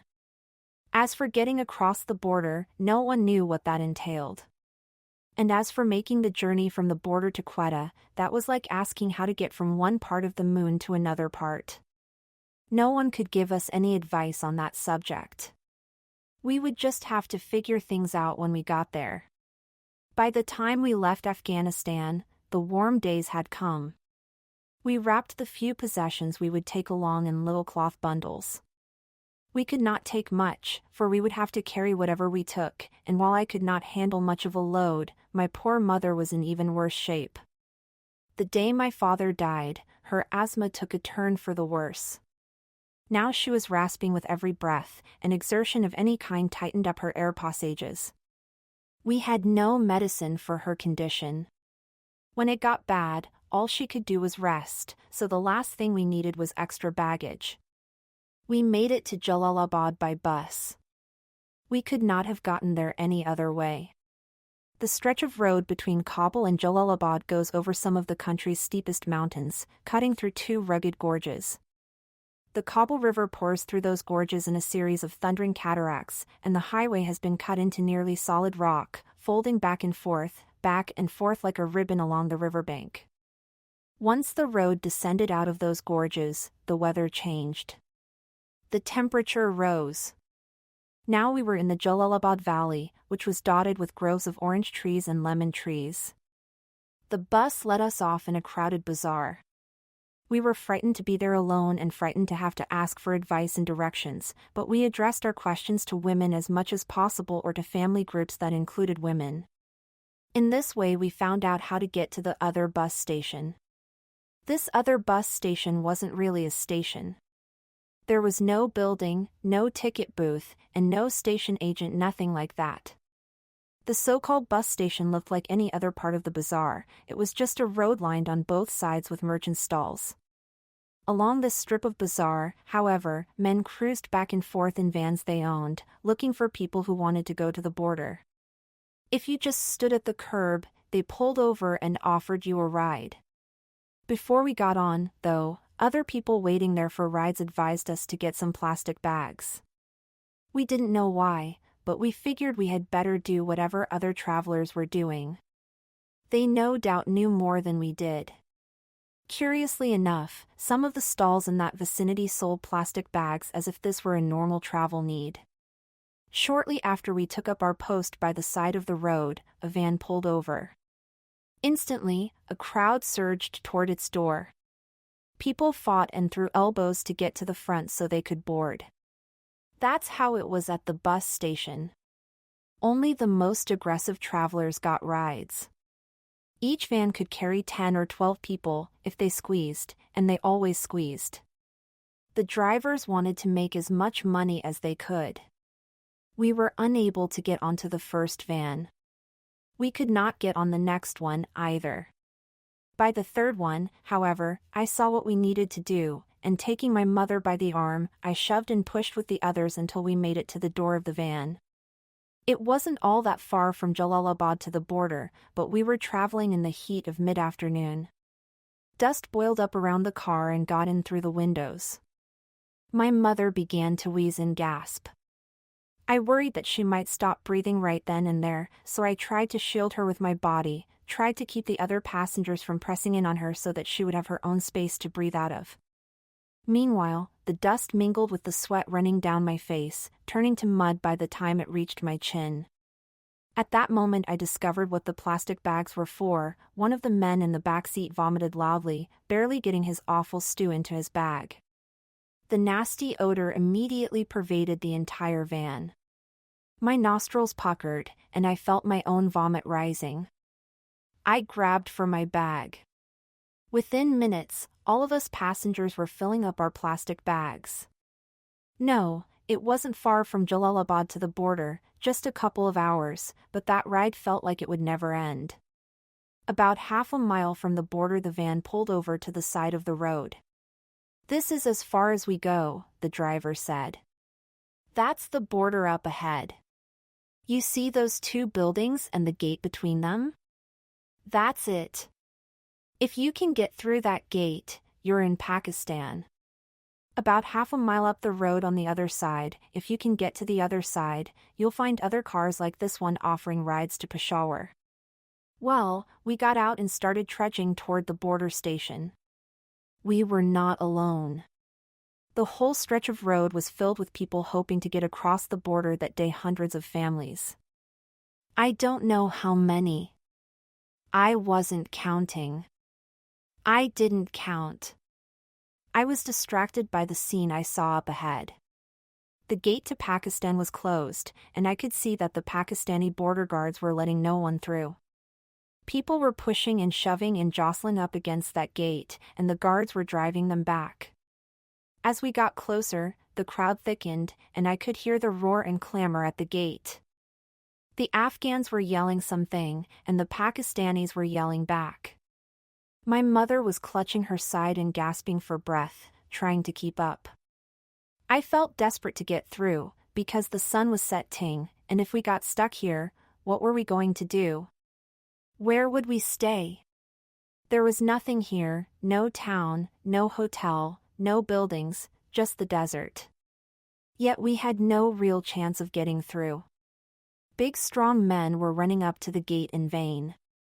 The guards had clubs, and they had carbines, too, which they turned around and used as weapons. Again and again, the crowd surged toward the gate and the guards drove them back with their sticks and clubs, swinging and beating until the crowd receded. And after that, for the next few minutes, on our side of the border, people milled about and muttered and stoked their own impatience and worked up their rage, until gradually the crowd gathered strength and surged against that gate again, only to be swept back. We never even got close to the front. We got caught up in the thinning rear end of the crowd, and even so, we were part of each wave, pulled forward, driven back. It was hard for me to keep my footing, and my mother was clutching my arm now, just hanging on, just trying to stay close to me, because the worst thing would have been if we had gotten separated. Finally, I saw that it was no use. We were only risking injury. We drifted back, out of the crowd. In the thickening dusk we could hear the dull roar of people still trying to get past the border guards, but we receded into the desert, farther and farther back from the border gate. Night was falling, and we were stranded out there in the open. But at least it wasn't cold, that was a blessing. And at least we were not alone. For that, too, I felt grateful. Hundreds of us were hunkering out there on the desert floor, in the shadows of the high hills that marked the border. We were clotted into family groups. Some groups managed to get fires going, which added a feeling of cheer. They chatted quietly around their fires, and we could hear their voices. There was something companionable about it, really. We were all just ordinary folks caught in a bad situation, sharing the same fate. No one there meant anybody harm. Had I been alone, I would have felt frightened, but with that sea of families surrounding me, I felt safe, even if they were strangers. My mother and I had our little cloth bundles, in which we were each carrying some extra clothes, and we had our head scarves. We put those under our heads as pillows and slept under the stars. It wasn't bad. We did manage to catch some sleep. Then dawn came, and we again had to make our way to the road and try to get across that border. What else could we do? We could not go back, nor could we stay in that wasteland indefinitely. We had to get through. But once again, the guards were keeping the gate closed, beating and hitting anyone who got close enough each time the crowd rushed. On that second day, however, I learned that it was all a question of money. Someone told me about this, and then I watched closely and saw that it was true. Throughout the day, while some of the guards confronted the crowds, a few others lounged over to the side. People approached them quietly. Money changed hands, and the guards then let those people quietly through a small door to the side. Hundreds could have flowed through the main gate had it been opened, but only one or two could get through the side door at a time. The fact that the guards were taking bribes did us no good whatsoever. We did not have the money to pay them. What little we had we would need to get from Peshawar to Quetta. And so the second day passed. At the end of that day we found ourselves camping near a friendly family. We struck up a conversation with them. The woman told us that her husband, Ghulam Ali, had gone to look for another way across the border. He was checking out a goat path that supposedly went over the mountains several miles northeast of the border station.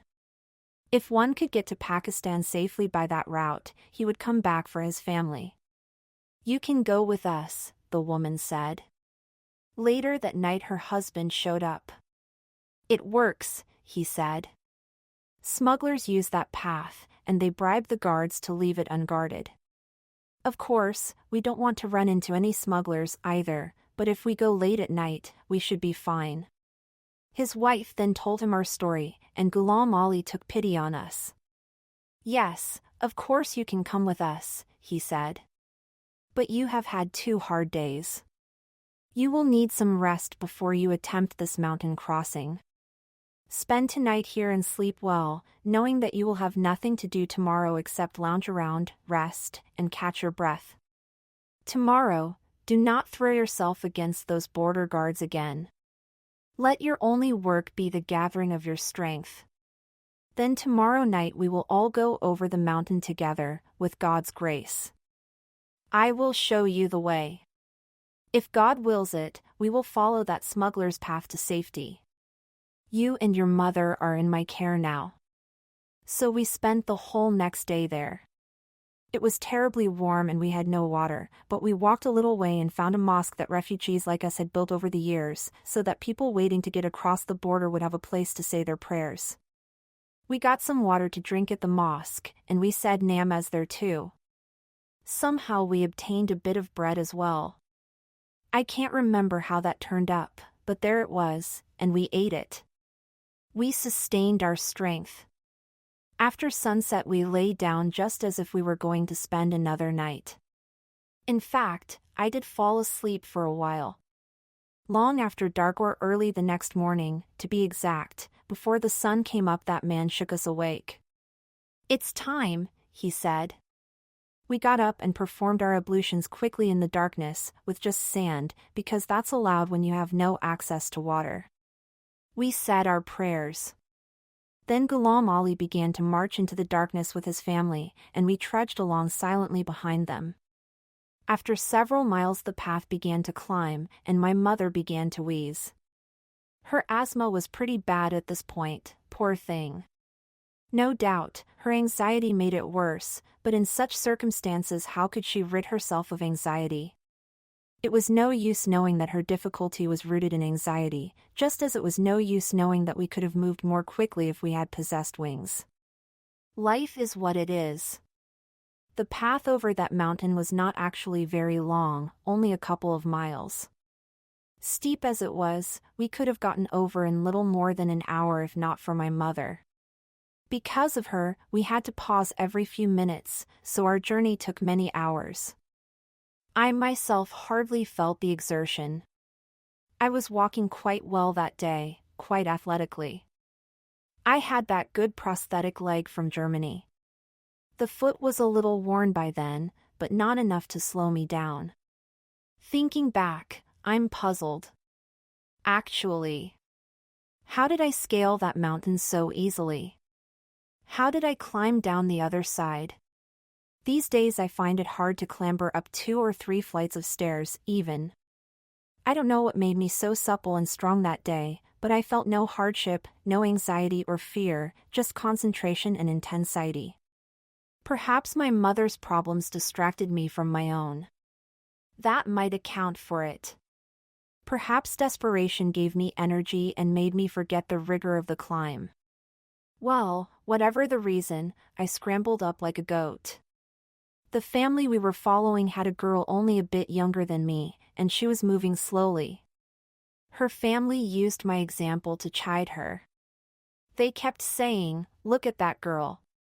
She's missing a leg, and yet she's going faster than you. Why can't you keep up? Hurry now!"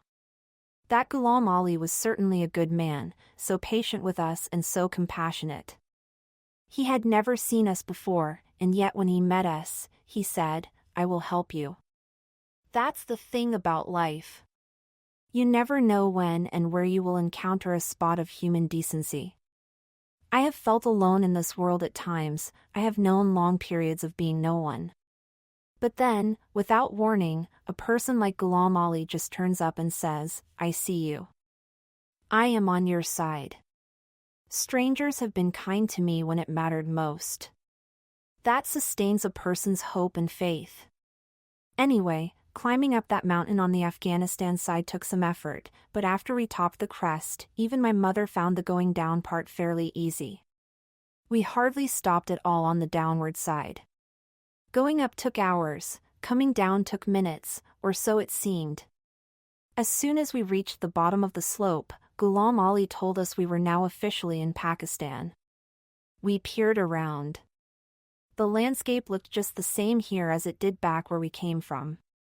And yet we were in Pakistan. We had escaped from Afghanistan. We started laughing. We couldn't stop. We tried to stop our mouths with our palms, and we could not do it. The laughter just insisted on bursting forth from us. Happiness filled our hearts. My mother's asthma disappeared without a trace for 1 whole hour. Yes, for 1 whole hour there, my mother could breathe.